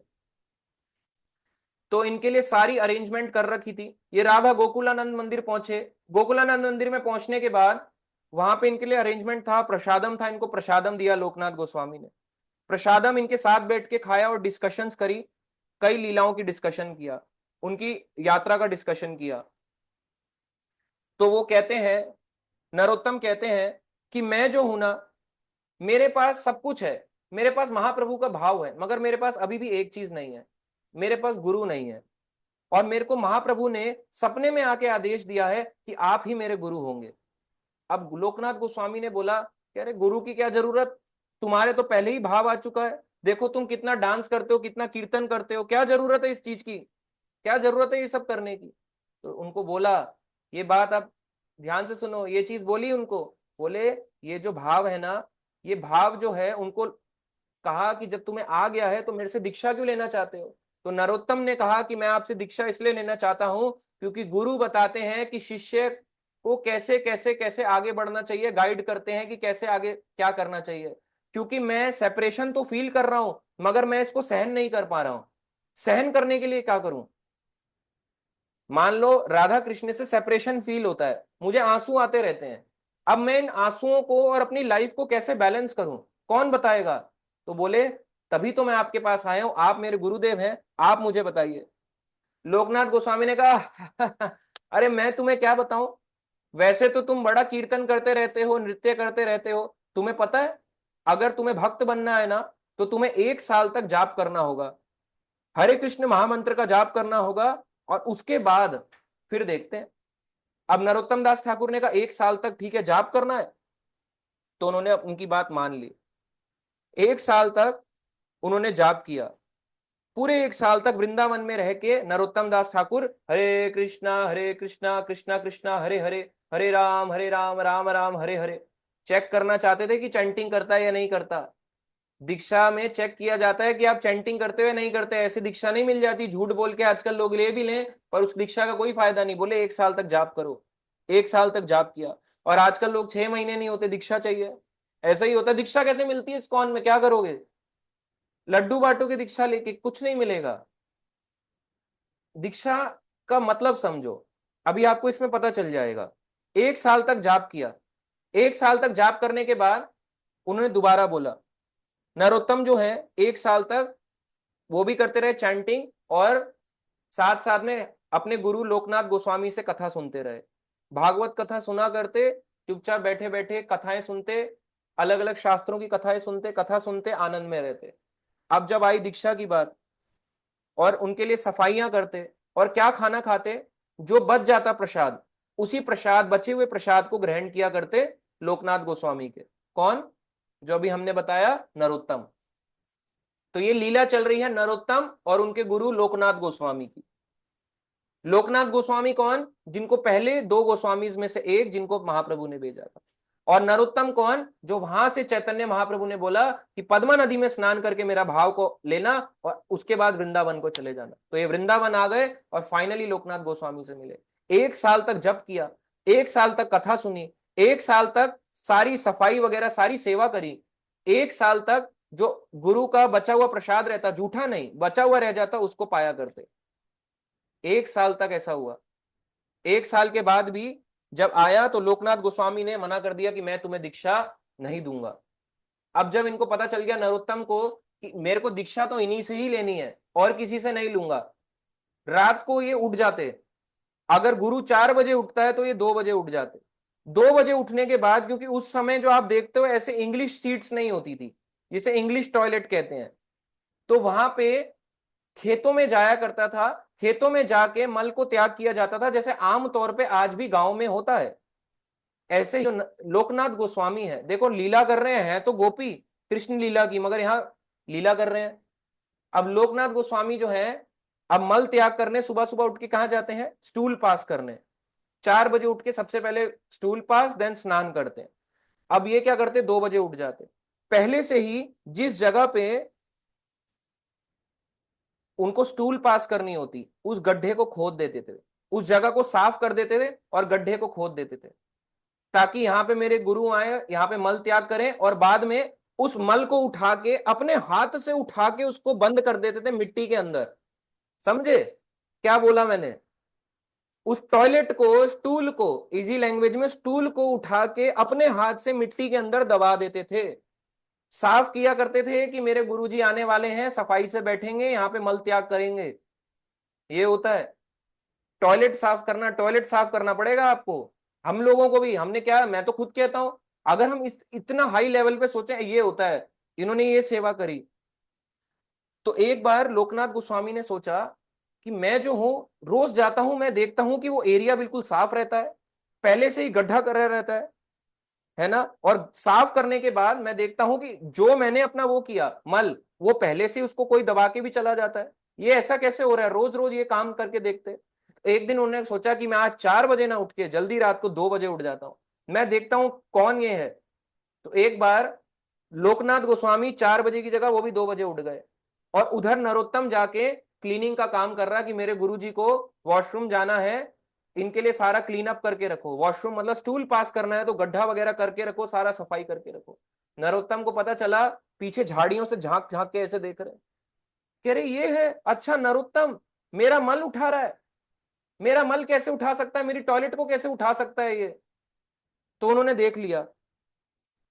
तो लोकनाथ गोस्वामी ने, जब नरोत्तम आए, बोले गुरु क्या मैं आपकी दीक्षा के लायक हुआ हूं? लोकनाथ गोस्वामी ने फिर रिजेक्ट कर दिया, बोले अभी भी आप दीक्षा के लायक नहीं हो। अब सोचो, इतना बोलने में भी दीक्षा नहीं होती है, और आजकल प्रभु जी दीक्षा हो जाएगी मेरी इस्कॉन में, क्या करोगे? आपको क्या लगता है दीक्षा का मतलब क्या है? दीक्षा का मतलब, मुझे दिव्य ज्ञान आ गया, मैं शरीर से परे हूं, अब मैं शरीर, अब मेरा शरीर नहीं हूं, अब मैं आत्मा के लेवल पे आ चुका हूं। अगर मैं इस लेवल पे नहीं आया तो मेरी अभी दीक्षा नहीं हुई। मेरा नाम बदल गया मगर मेरी दीक्षा नहीं हुई। मेरा नाम अगर रेमुणा बिहारी दास है, मगर अगर मैं ये नहीं समझता कि मैं सच में दास हूं, तो मेरी दीक्षा नहीं हुई। समझ गए? दास का मतलब एक्सप्लॉइटेशन नहीं है, याद रखना, कि कोई भी आपको आपके एक्सप्लॉइट करके चला जाएगा। दास का मतलब मुझे फील हो रहा है भगवान के लिए वो चीज, बस ये समझो इस चीज को, कि मैं उस स्तर को समझ पा रहा हूं कि क्या है शास्त्र, क्या ये चीजें हैं। अभी इसमें एक बहुत अच्छा क्वेश्चन अराइज होता है। कई लोग कहते हैं कि जो दीक्षा है, ठीक है, दीक्षा हमने ले ली, दीक्षा के बाद क्या? क्योंकि हमारा गोल दीक्षा तो नहीं था। आप भक्ति में क्यों आए? दीक्षा लेने आए थे या भगवान कृष्ण को पाने आए थे? कृष्ण को पाने आए थे। अब मान लो अगर आपने दीक्षा ले ली, क्या आपको कृष्ण मिल जाएंगे? नहीं मिलेंगे। नहीं मिलेंगे, ऐसे थोड़ा ना मिल जाते हैं, दीक्षा लेने से कृष्ण मिल जाते हैं। दीक्षा का मतलब क्या है इंग्लिश में? सुनो वापस, इनिशिएशन। आप बिगिनिंग करने वाले हो।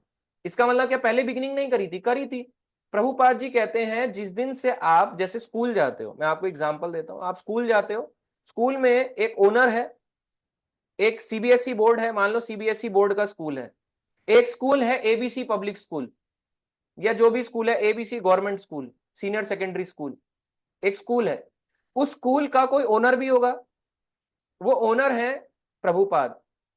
हमारा जो संप्रदाय है, जैसे सीबीएसई बोर्ड है, वो हमारा संप्रदाय है, गौड़िया संप्रदाय, गौड़िया वैष्णव संप्रदाय। ओनर हुए उस स्कूल के प्रभुपाद। अब उस स्कूल की कई ब्रांचेस हैं, 1 2 3 4 5 के 10 12 ब्रांचेस हैं। उन सभी के ओनर प्रभुपाद जी। अब उनके ओनर के अंदर कई अलग अलग प्रिंसिपल्स हैं, यानी कई बड़े बड़े सीनियर सन्यासीज हैं जिनको प्रिंसिपल के उस पर बिठाया है। अब आप क्या प्रिंसिपल से प्रैक्टिकली रोज मिल सकते हो? सिंपल सा मेरा क्वेश्चन, क्या आप रोज प्रैक्टिकली मिल सकते हो? नहीं मिल सकते। बोले प्रिंसिपल मेरा ये क्वेश्चन सॉल्व कर दो, क्या बोलेंगे? क्या हो गया, टीचर दिए तो इसलिए तो दिए हैं ताकि तुम टीचर से पढ़ो। मगर लोग क्या करते हैं, उनके पास जाते हैं मीठा बन के, और अगर दीक्षा मिल भी जाए फिर भी ना, वो दीक्षा देखो काम तो आएगी नो डाउट, क्योंकि आपकी प्रिंसिपल से अप्रोच तक आ गई, मगर वो तब काम आएगी जब आप खुद पढ़ोगे। अगर मैं खुद ही हूं फिसड्डी तो मेरे को क्या मिलने वाला है? आई एम सॉरी, बुरे मैं अपने लिए भी बोल रहा हूँ। अगर अभी कुछ नहीं पता, हम दूसरों को क्या एड्रेस करेंगे? मैं खुद ही फेलियर बैच में हूँ, फेल हो रहा हूँ, मुझे कुछ नहीं आ रहा, दिमाग में कुछ नहीं घुस रहा, ट्राई भी नहीं कर रहा, बिल्कुल मरियल मरियल होके चल रहा हूँ, और फिर मैं सोच रहा हूँ भगवान मिलेंगे, कैसे मिलेंगे? प्रिंसिपल को बोलो प्रिंसिपल मेरे को पास करा दो ना, बोलेंगे क्यों कराओ, वो बच्चा पागल है क्या जो रोज पढ़ के आता है, और तुम ऐसे आ गए अनपढ़ गंवार, चल उधर जाके बैठो। प्रिंसिपल नहीं कराएंगे आपको पास, आपको मेहनत करनी पड़ेगी। विदाउट मेहनत कोई पास नहीं होता, ऐसे अप्रोच नहीं लगती। 32 नंबर आएंगे तो शायद आपको कोई कृपा करके 33 में पास करा देगा, 33% पास तो होता है ना, तो शायद आपको एक मार्क्स देके पास करा दे, 32 का 33 बना सकता है। मगर अगर हम इतने फेलियर है 10 15 मार्क्स वाले, और बोले दीक्षा गुरु प्लीज हमारे को करा दीजिए, हमारे को शिक्षा, आपको नहीं कराएंगे। आपने दीक्षा का मतलब ही नहीं समझे, उन्होंने इतने टीचर दिए, आप सीखे ही नहीं। किससे सीखना चाहिए? कोई प्रैक्टिकली होना चाहिए जो मेरे प्रश्न का उत्तर दे सके। एक दिन वही स्टूडेंट भी टीचर बनेगा और वो भी कई लोगों को एड्रेस करेगा, मगर उसको तब तक अपने लेवल के क्वेश्चन को सॉल्व करना जरूरी है, और उसको खुद ही सॉल्व नहीं हो रहे, बेचारा बैठा हुआ है सोच रहा है क्या करूं। तो फिर आप देखो, दीक्षा का असली मतलब बहुत डीप है। ऐसे ही हम ऊपर ऊपर से समझेंगे दीक्षा हो दीक्षा हो गई, दीक्षा हो गई, दीक्षा नहीं हुई भाई। दीक्षा तब होती है जिस दिन आप शरीर के लेवल से परे हो, आपका नाम तो बदल गया मगर आप में भाव नहीं आया। भाव तब आएगा जब अपने आप को शरीर मत मानो, मानोगे? मैं तो नहीं, मैं तो खुद कहता हूं मैं शरीर हूं भाई, मेरे में इतना भाव नहीं है। आप कैसे बोल सकते हो? हम तो इतना प्रचार करने के बाद भी नहीं बोल पा रहे हैं ये बात। ये स्तर बहुत ऊंचा है, ऐसे नहीं हो जाती दीक्षा। दिव्य ज्ञान की मैं शरीर नहीं, I am the soul, I am not body, now I am Dikshit. चाहे मेरा नाम बदला हो, गुरु ने स्वीकार किया या नहीं किया, उसी दिन प्रभुपाद जी कहते हैं आप इस्कॉन में जिस दिन जुड़ गए थे, जिस दिन आपने इस्कॉन का मतलब क्या है, मेरी शिक्षाओं से जुड़ गए। मंदिर ईंट पत्थर से मंदिर इस्कॉन नहीं हो जाता। ईंट पत्थर तो कोई भी जुड़ जाएगा, जाओ ईंट पत्थर से जुड़ जाओ, ऐसे करके चिपक जाओ। फिलॉसफी से जुड़ो। आप स्कूल क्यों जाते हो? दीवार की ऐसी बाउंड्री से चिपकने? हम जाते हैं स्कूल लर्न करने के लिए, पास हो जाऊं, लर्न करूं। लर्न करना पड़ेगा भाई, 33 नंबर तो आपको लाने ही पड़ेंगे। प्रिंसिपल इसमें कुछ नहीं कर सकता, दीक्षा काम नहीं करने वाली आपकी। अगर आप जितने मर्जी फॉलन हो, बोलो फॉलन हूं फॉलन हूं फॉलन हूं, प्रिंसिपल कहेंगे फॉलन ही रहे भाई, तू पढ़ाई नहीं करता। पढ़ाई आपको करनी पड़ेगी, आई एम सॉरी, पढ़ाई सबको करनी पड़ेगी। हमें भी आपको भी समझना है, कोई बात नहीं, पढ़ो, क्या दिक्कत है? अगर आप पढ़ नहीं सकते, किसी को बोल दो क्या मेरे लिए तुम पढ़ सकते हो? क्या मैं सुन, मेरे को पढ़ना नहीं आता तो क्या तुम मुझे पढ़ के सुना सकते हो? चलो कहीं बैठ के सुन ही लूं, अगर हमें पढ़ना नहीं आता। प्रयास करो, देखो प्रयास करने वाले को भगवान मिलते हैं, जो प्रयास नहीं करता उसको भगवान नहीं मिलेंगे। इतने शास्त्र देने का फायदा ही क्या था जो सीधा दीक्षा से ही भगवत धाम मिल जाता? तो प्रभुपाद जी पागल थे, मेरे पीछे इतनी सारी बुक्स पढ़ी हैं, क्या कर रहे थे प्रभुपाद जी? लिखते ही नहीं, बोले चलो सो जाते हैं, क्या फायदा इन लोगों को देके। इसलिए ही दिया कि इस लेवल तक जब तक आप नहीं हो, पढ़ा नहीं है, आप नहीं बोल सकते कि मैं भगवत धाम जाने की कैटेगरी में हूं। तो ये सब है। तो ऐसे ही लोकनाथ गोस्वामी ने दोबारा सेकंड रिजेक्शन दे दिया नरोत्तम दास को, बोले नरोत्तम मैं तुम्हें रिजेक्ट करता हूं, तुमने मेरा मल उठाया मगर अभी मैं तुम्हें रिजेक्ट करता हूं। अब सोचो हमारे जैसा शिष्य होता तो उसको तो पागल हो जाता वो तो, कि गुरु जी का टॉयलेट उठाया, टॉयलेट उठाने पे भी मुझे दीक्षा नहीं मिली, अभी बताता हूँ गुरु जी को, गुस्सा हो जाता। मगर ये गुस्सा नहीं हुए। तो इन्हीं के बाद लोकनाथ गोस्वामी के सपने में चैतन्य महाप्रभु आए। महाप्रभु ने डांट लगाई, बोले लोकनाथ तुम कैसे हो? अपने आप को तुम इतना वो मानते हो क्या? जान के पतित मत दिखाओ कि मैं पतित हूं, मैं पतित हूं, मैं शिष्य स्वीकार नहीं करता। मैंने तुम्हें बोला है तुम्हें शिष्य स्वीकार करना होगा। आप ये नहीं बोल सकते ऊंची पोजीशन पे कि मैं डिसाइपल्स को नहीं लेता, आपको लेना होगा। तो इनको डांट लगाई। बोले आपको इनिशिएट दीक्षा देनी ही होगी नरोत्तम दास ठाकुर को। तो नरोत्तम दास ठाकुर जो है, नरोत्तम दास ठाकुर आते हैं अपने गुरु के पास, और गौड़ीय संप्रदाय के अकॉर्डिंगली लोकनाथ गोस्वामी ने नरोत्तम को नाम दिया, और इनका नाम क्या दिया, हरे कृष्ण महामंत्र दिया, पहली दीक्षा दी, और साथ ही में दूसरी दीक्षा भी दे दी, जिसमें गायत्री मंत्र भी दे दिया कि आप इसका भी जाप करो। उसके इसको कहते हैं दूसरी दीक्षा, सेकंड इनिशिएशन। तो इनको दीक्षा देने के बाद इनका नाम पड़ा नरोत्तम दास आचार्य। तो नरोत्तम दास ठाकुर इनको बाद में कहा गया, तो नरोत्तम दास ठाकुर इनका नाम पड़ा। ऐसे इनका नाम पड़ा और इनकी फाइनली दीक्षा हो गई। अब दीक्षा लेने के बाद एक बार क्या हुआ कि नरोत्तम जो है, एक रात की बात है कि उनके सपने में एक वैष्णवी आई।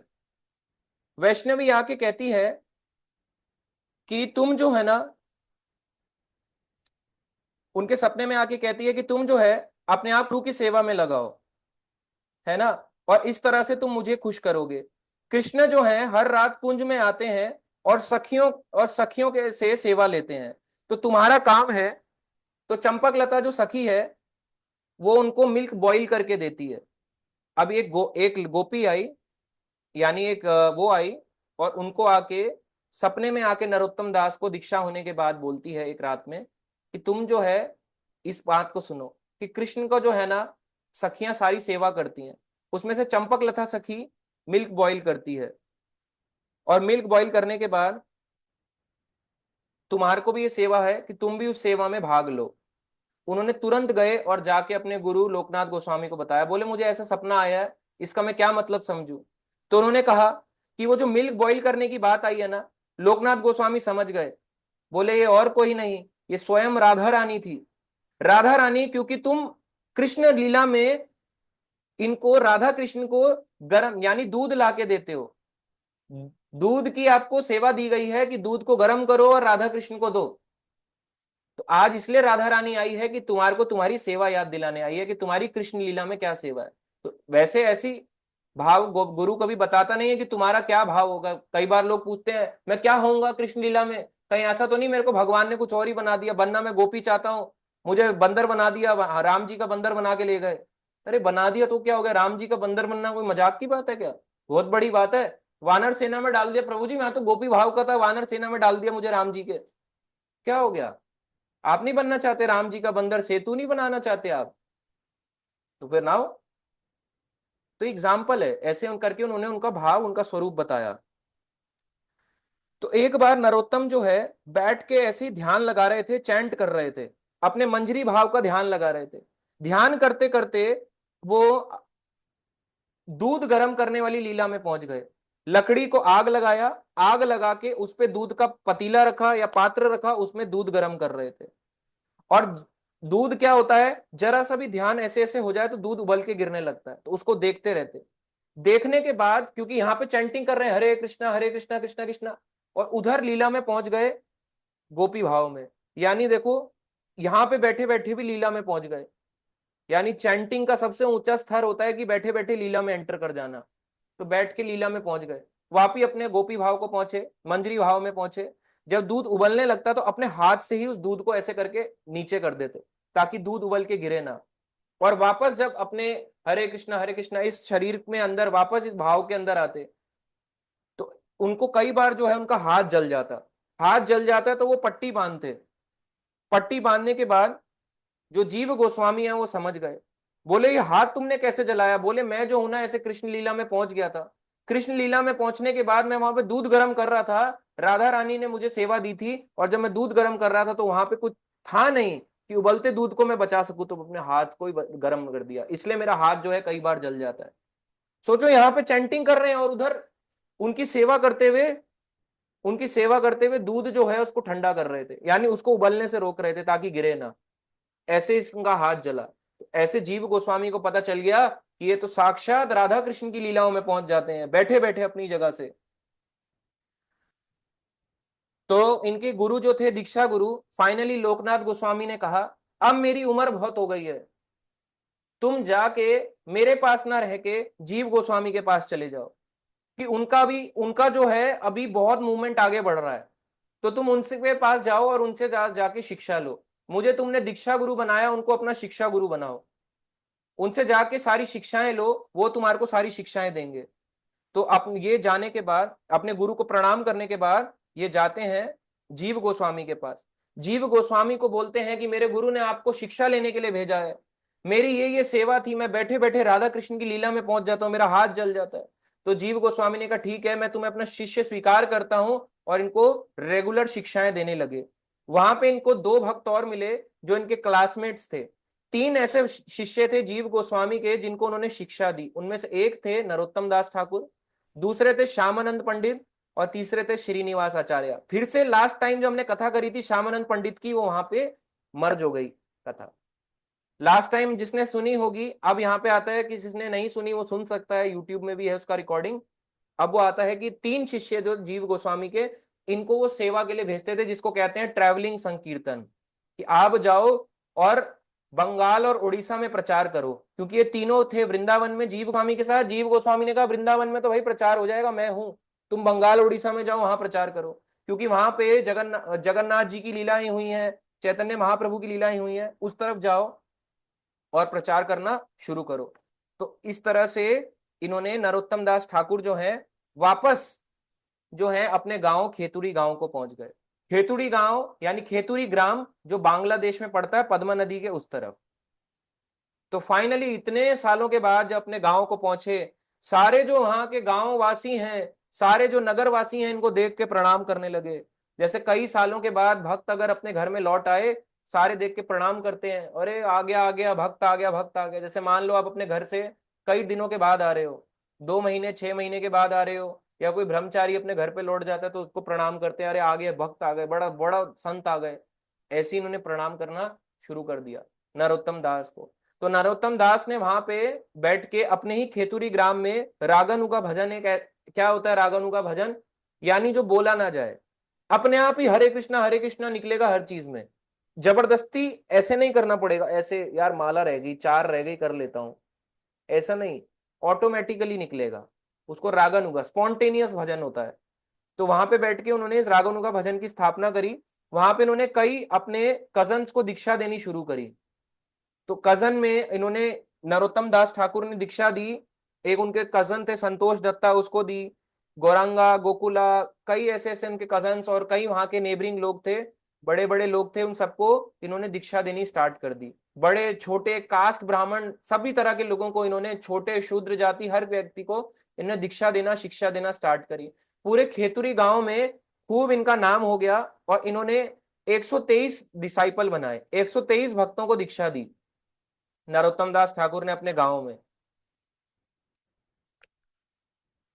उसके बाद जो है ये नवदीप को गए, पुरी को गए, वहां पे भी इन्होंने दर्शन किए भगवान की लीला स्थलियों की।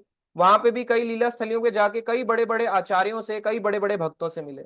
उसके बाद नवदीप और पुरी से आने के बाद ये वापस अपने खेतुरी गांव में आते हैं। अब हम लास्ट हैं आज की क्लास के लास्ट टॉपिक पे ऑलमोस्ट। तो वापस अपने खेतुरी गांव को आते हैं। जब खेतुरी ग्राम में आते हैं वापस, तो इनको इनके दीक्षा गुरु का लेटर मिलता है। लोकनाथ गोस्वामी का लेटर मिलता है नरोत्तम दास ठाकुर को। उसमें लोकनाथ गोस्वामी ने लिखा होता है कि तुम जो है, तुम इतना प्रचार कर रहे हो, एक काम करो, अपने खेतुरी गांव में एक बड़ा मंदिर बनाओ। मंदिर बनाने के बाद वहां पे राधा कृष्ण की स्थापना करो, ताकि सब लोग आके भगवान की भक्ति को समझ सके और उस मंदिर में हिस्सा बन सके। जैसे मंदिर बन जाता है तो लोग ऑटोमेटिकली जाने लगते हैं। ऐसे इन्होंने इनको आदेश दिया। अब इनको लगा कि कौन सा ऐसा दिन चुने कि जिस दिन ये स्पेशल इवेंट रखा जाए, डीटी इंस्टॉलेशन यानी विग्रह स्थापना का। तो उन्होंने सोचा कि गौर पूर्णिमा का दिन चुनते हैं। गौर पूर्णिमा का ऐसा दिन है जो बंगाल के लोग ही भूल चुके हैं कि गौर पूर्णिमा आता क्यों है। तो होली जिस दिन धुलेंडी होता है, होली खेली जाती है, ऐसे पिचकारियों से रंग डाला जाता है एक दूसरे पे, उसी दिन गौर पूर्णिमा आता है। उसी दिन चैतन्य महाप्रभु का जन्म हुआ। इन्होंने सोचा एक काम करते हैं, गौर पूर्णिमा के दिन ये फेस्टिवल को ऑर्गेनाइज करते हैं, बड़े फेस्टिवल को, और उसी दिन डीटीज को इंस्टॉल करते हैं। तो इन्होंने बड़े बड़े जो हैं भक्तों को इनवाइट भेजा। उसमें से थी जैसे नित्यानंद प्रभु की वाइफ जानवा माता, नित्यानंद प्रभु वापस भगवत धाम, महाप्रभु भगवत धाम, सारे बड़े बड़े आचार्य भगवत धाम। इनकी फैमिली के जो थे, जो बड़े एग्जॉल्टेड यानी बड़े सीनियर वैष्णव थे, उनको बुलाया। बोले नवदीप से, पुरी से, वृंदावन से, अलग अलग जगहों से, भारत के अलग अलग कोनों से भक्तों को बुलाया गया। बोले यहाँ पे डीटी इंस्टॉलेशन होने जा रहा है, बड़ा मंदिर बनने जा रहा है। और इन्होंने जो अपने कजन संतोष को, जिसको दीक्षा दी थी, उनके कजन संतोष ने, क्योंकि एक बड़े राज परिवार का था, उसने वहां पे एक मंदिर बनवाया। मंदिर बनवाने के बाद उसने सारे अरेंजमेंट कराए ताकि सारे भक्त यहाँ पे आके रह सकें। धीरे धीरे करके सारे के सारे डिवोटी अलग अलग जगहों से यहाँ पे आने लगे। मोस्टली बंगाल से और जगन्नाथपुरी से इधर आने लगे, खेतुरी गांव यानी ईस्ट, इनके यहाँ पे आने लगे। कई लोग साउथ से आए, कई वृंदावन से आए, अलग अलग स्थानों से लोग आ रहे इनके डीटी इंस्टॉलेशन के प्रोग्राम में। अगले दिन जो है सेलिब्रेशन स्टार्ट हुआ। सेलिब्रेशन स्टार्ट होते हुए नरोत्तम ने 5 राधा कृष्ण के विग्रहों की स्थापना करी। वल्लभी कांता, श्री कृष्णा, ब्रज मोहन, राधा कांता, राधा रमन। और 2 स्पेशल यानी कि गौर निताई की उन्होंने स्पेशल वो करी, यानी चैतन्य महाप्रभु और विष्णु प्रिया सखी। ऐसे उन्होंने स्पेशल विग्रहों की स्थापना करी अपने वहां पे, मतलब खूब, ताकि ज्यादा से ज्यादा लोग आए और इसका हिस्सा बने। अब ये हिस्सा बनने के लिए एक बड़ा फेस्टिवल कराया। तो बड़ा फेस्टिवल मतलब ज्यादा लोग आएंगे, यानी ज्यादा प्रचार होगा खेतुरी गांव का। अब ये सारी जगहें जो हैं ये बांग्लादेश में आती है, पद्मा नदी के उस तरफ खेतुरी गांव बांग्लादेश। आज भी आप गूगल पे टाइप करो खेतुरी ग्राम बांग्लादेश, आपको मिल जाएगा। तो वो बांग्लादेश का हिस्सा हो गया। अब सारा पद्मा रिवर डालोगे वो भी बांग्लादेश में आपको दिखाई देगा गूगल पे। तो वहां पे जो है ये स्थापित करा गया, वहां पे विग्रहों की स्थापना करी गई। वहां पे विग्रह की स्थापना करने के बाद नरोत्तम ने भजन गाना शुरू किया। खूब वहां पे कथा चली, लंबी लंबी भागवत कथाएं हुई, लंबी लंबी चैतन्य महाप्रभु के ऊपर कथाएं हुई। गौर पूर्णिमा का फेस्टिवल मनाया जा रहा था। तो इन्होंने भजन गाना शुरू किया। उसके बाद में उसके पीछे पीछे इंस्ट्रूमेंट बजने लगे। तो जब इंस्ट्रूमेंट बज रहे थे, सारे के सारे ऐसा राग पकड़ लिया कि जोर जोर से कीर्तन होने लग गया। हरे कृष्णा कृष्ण कृष्ण हरे हरे, हरे राम राम राम हरे हरे, हरे कृष्णा कृष्ण कृष्ण हरे हरे, हरे राम राम राम हरे हरे। जोर जोर से कीर्तन चल रहा था। तो जब ये कीर्तन चल ही रहा था, क्योंकि नरोत्तम दास ठाकुर में चैतन्य महाप्रभु का भाव था, तो इतना जोर जोर से कीर्तन हो रहा कि चैतन्य महाप्रभु पंच तत्व यानी जय श्री कृष्ण चैतन्य प्रभु नित्यानंद श्री अद्वैत गदाधर शिवासादि गौर भक्त वृंदा, ऐसे करके हाथ ऊपर करके करते हैं ना, तो सारे के सारे नीचे आ गए। पंच तत्व ऐसे आ गए। बोले यहाँ पे प्रकट हो जाओ, कीर्तन हो रहा है। इन्होंने जो कीर्तन प्रोग्राम डीटी इंस्टॉलेशन कराया है, मैं भी चलता हूँ, चैतन्य महाप्रभु ने कहा सबको चलता हूँ। तो इनके कीर्तन, इनके गाने से वहां पे पंच तत्व चैतन्य महाप्रभु प्रकट हो गए। सोचो कितनी बड़ी बात है, गाने से केवल भगवान प्रकट हो जाते हैं। ऐसे भगवान आए तो सारे लोग हैरान हो गए कि इनके गाने से भगवान आ गए। तो ये देखने के बाद सबको बड़ा बड़ा बहुत ज्यादा आनंद आया। उसी समय जो चैतन्य महाप्रभु के साथ आए, कौन कौन आए आपको बताते हैं। नित्यानंद प्रभु, अद्वैत आचार्य, गदाधर पंडित, श्रीवास ठाकुर यानी पंचतत्व हो गए, नाम आचार्य हरिदास ठाकुर, स्वरूप दामोदर, रूप सनातन गोस्वामी और बहुत सारे, ये सब आ गए।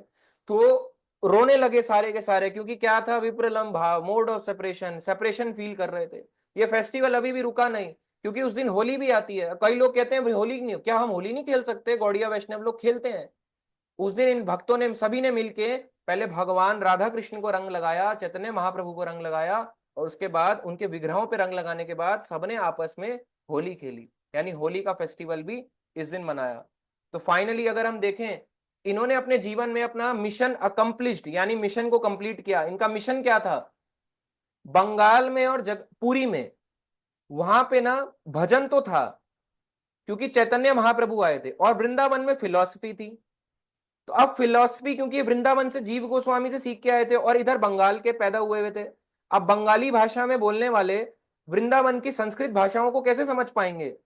इनका कार्य था इस बंगाली और उड़िया भाषा वालों को इस वृंदावन की फिलॉसफी से कनेक्ट करना। इसलिए आज के समय में भी आप देखते हो जो प्रभुपाद जी हैं या हम लोग भी जो हैं, पढ़ते तो सारे संस्कृत में है सारी चीजें, भजन बंगाली गा रहे हैं। राधा कृष्ण प्राण मोरा युगल किशोर, अब ये क्या है बंगाली। हरि हराय नमः, कृष्ण यादवाय नमः, यादवाय माधवाय केशवाय नमः, गोपाल गोविंद राम श्री मधुसूदन, गिरिधारी गोपीनाथ मदन मोहन, श्री चैतन्य नित्यानंदा श्री अद्वैत सीता, हरि गुरु वैष्णव भगवद गीता। इन्होंने ये भजन को और ये फिलॉसफी को जोड़ डाला। जो बंगाली भक्त थे, पुरी के भक्त थे, उनकी फिलॉसफी नहीं थी। जो वृंदावन के भक्त थे उनकी फिलॉसफी थी मगर भजन नहीं था, इसको लाके कंबाइन कर दिया। इसलिए वहां पे खूब प्रचार फैलना शुरू कर गया ईस्ट बंगाल में, जो कि बांग्लादेश है। इसलिए आज के समय में भी अगर वहां पे बांग्लादेश में भक्त लाई करते हैं तो उसका एक सबसे बड़ा कारण ऑब्वियसली प्रभुपाद जी तो वर्ल्ड वाइड है ही, मगर उससे भी बड़ा नरोत्तम दास ठाकुर, क्योंकि उस समय अगर वो ना होते तो खेतुरी गांव यानी कि जो बांग्लादेश में आता है वहां के लोग भक्त कैसे बनते। इसलिए इनके कारण से ये भक्त का मूवमेंट आगे बढ़ा। तो ये होने के बाद कई सारे जो भक्त हैं इनसे चिढ़ने लगे। जो कर्मकांडी ब्राह्मण थे या बड़े बड़े ब्राह्मण थे, कास्ट ब्राह्मण, वो चिढ़ने लगे। बोले कैसा भक्त है ये जो है सहजिया है, नाच गाना करता है और फिलॉसफी की बातें करता है, बड़े बड़े शास्त्रों की बातें करता है। उनका तिरस्कार करने लगे। मगर इनके जो शिष्य थे तो आगे बढ़ के अपने गुरु को डिफेंड करते और बड़े बड़े ब्राह्मणों की बात को काट डालते। इससे पता चलता है जब आपके गुरु पे अटैक हो रहा हो तो उनको बचाओ, ये नहीं होन दो मर जाओ तुम हमारा क्या। ये सही भावना नहीं है। अगर आपकी कोई बुराई करे, उनकी बुराई करे, तो अल्टीमेटली आपकी बुराई हो रही है जिनसे आप सीख रहे हो या जहां पे आप जुड़े हुए हो जिस जगह पे। तो ये इनके बारे में कुछ छोटी सी हमने बताया। बाकी इनका ये है, इनके बारे में कुछ और मैं आपको बताऊं। इस्कॉन में या आप देखोगे कई जगहों पे जहां भी आप मंदिरों में जाओगे, एक बुक आती है नरोत्तम पदावली, इस्कॉन में ही मिल जाएगी, गौड़िया मठ में ही मिल जाएगी, कहीं पे भी गौड़िया वैष्णव मंदिर जाओगे मिल जाएगी नरोत्तम पदावली। जितने भी ये भजन जो मैंने आपको भी गा के बताए या थोड़े बहुत नॉर्मली दो चार बताए, तो ये जो भजन है ये आराम से मिल जाते हैं। ऐसा नहीं कि बहुत मुश्किल होता है, आराम से ये भजन आपको हर जगह मिल जाएंगे। और इस्कॉन में एक बुक भी आती है, इसका नाम है वैष्णव पदावली। उस वैष्णव पदावली, जो पदावली क्या है, यानी पोइट्री फॉर्म में भगवान को गाना। आप समझे, मैं अगर गाना गा रहा हूं, कौन सा, चलो मैं संस्कृत वाला लेता हूं, ठीक है। यदा यदा ही धर्मस्य ग्लानिर्भवति भारत, अभ्युत्थान धर्मस्य तदात्मानं सृजाम्यहम्। अब मेरी करताल बज रही है, गा पाऊंगा इसको करताल के साथ? गाओ एक बारी। परित्राणाय साधूनाम, या मृदंग के साथ बजाओ। विनाशाय च दुष्कृताम धर्म संस्थापनार्थाय संभवामि युगे युगे। आगे गाओ, और कोई गाओ।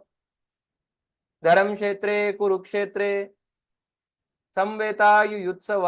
अजीब लग रहा है, देखो ना, मैच नहीं कर रही ट्यून, आप समझ रहे हो, मृदंग करताल के साथ मैच नहीं कर रही। महाप्रभु ने भजन दिया, इन्होंने फिलॉसफी दी गोस्वामीज ने, हालांकि इन्होंने भी भजन दिए गोस्वामीज ने, मगर कंबाइन कैसे करेंगे।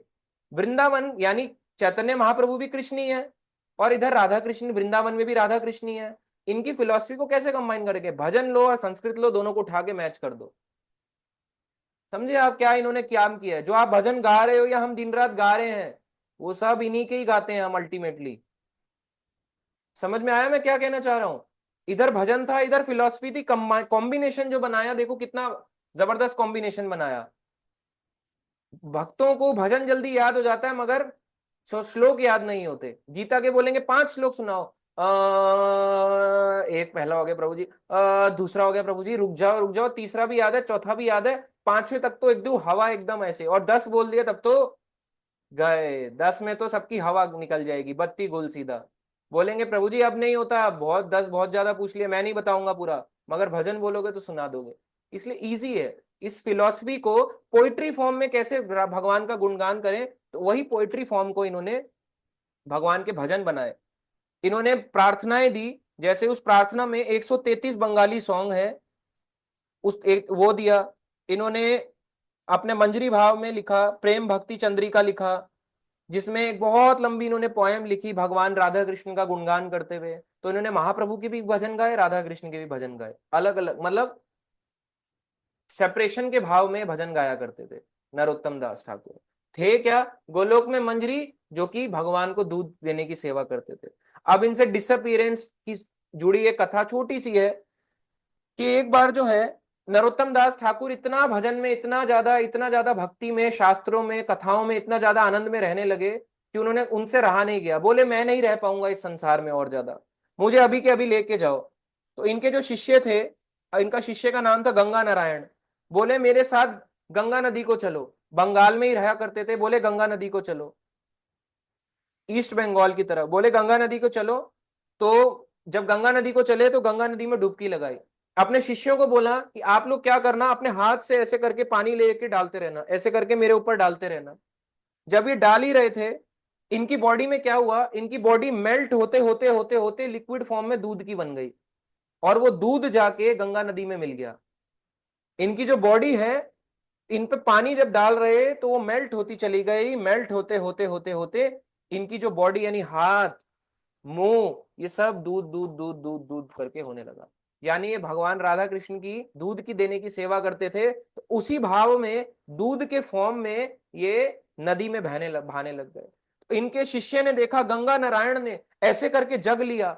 बोले मेरे गुरुजी हैं ये तो, मेरे गुरुजी ऐसे कैसे चले जाएंगे? तो अपने गुरुजी को याद करते हुए, रोते हुए उन्होंने जग लिया, और ऐसे करके दूध को और गंगा नदी को भर लिया। यानी इनकी बॉडी दिव्य थी। इन्होंने कोई ऐसे समाधि नहीं ली।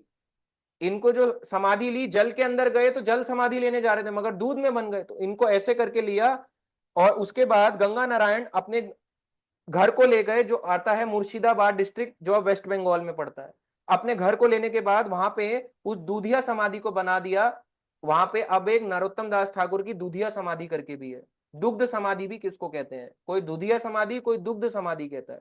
दूध की समाधि, तो उसको मिट्टी में दफनाया गया और उसके ऊपर फिर नरोत्तम दास ठाकुर की समाधि बनाई। एक समाधि इनकी और है जिसको कहते हैं पुष्प समाधि। वहां से पुष्प, जो समाधि में पुष्प डाले जाते हैं, ऑफर किए जाते हैं, वहां से पुष्पों को लाके वृंदावन में राधा गोकुलानंद मंदिर, यानी राधा रमण मंदिर से 100 मीटर पे राधा गोकुलानंद मंदिर है, वहीं पे नरोत्तम दास ठाकुर की समाधि भी है। तो वहां पे इनकी पुष्प समाधि भी बना दी गई। तो ये था इनका डिसअपियरेंस से रिलेटेड। इस तरह से इनका डिसअपियरेंस भी हुआ। तो आप देखो कैसे इनका अपीयरेंस हुआ और कैसे इनका डिसअपियरेंस कहाँ हुआ। तो इन्होंने बहुत एग्जाम्पलरी कार्य करे हैं, जो हमने बहुत ही शॉर्ट में बताए इस क्लास के थ्रू। तो ये था इनके जीवन की पूरी कथा। आई होप आप सबको समझ आया हो, इनके जीवन के बारे में और आनंद आया हो। ठीक है, हरे कृष्णा।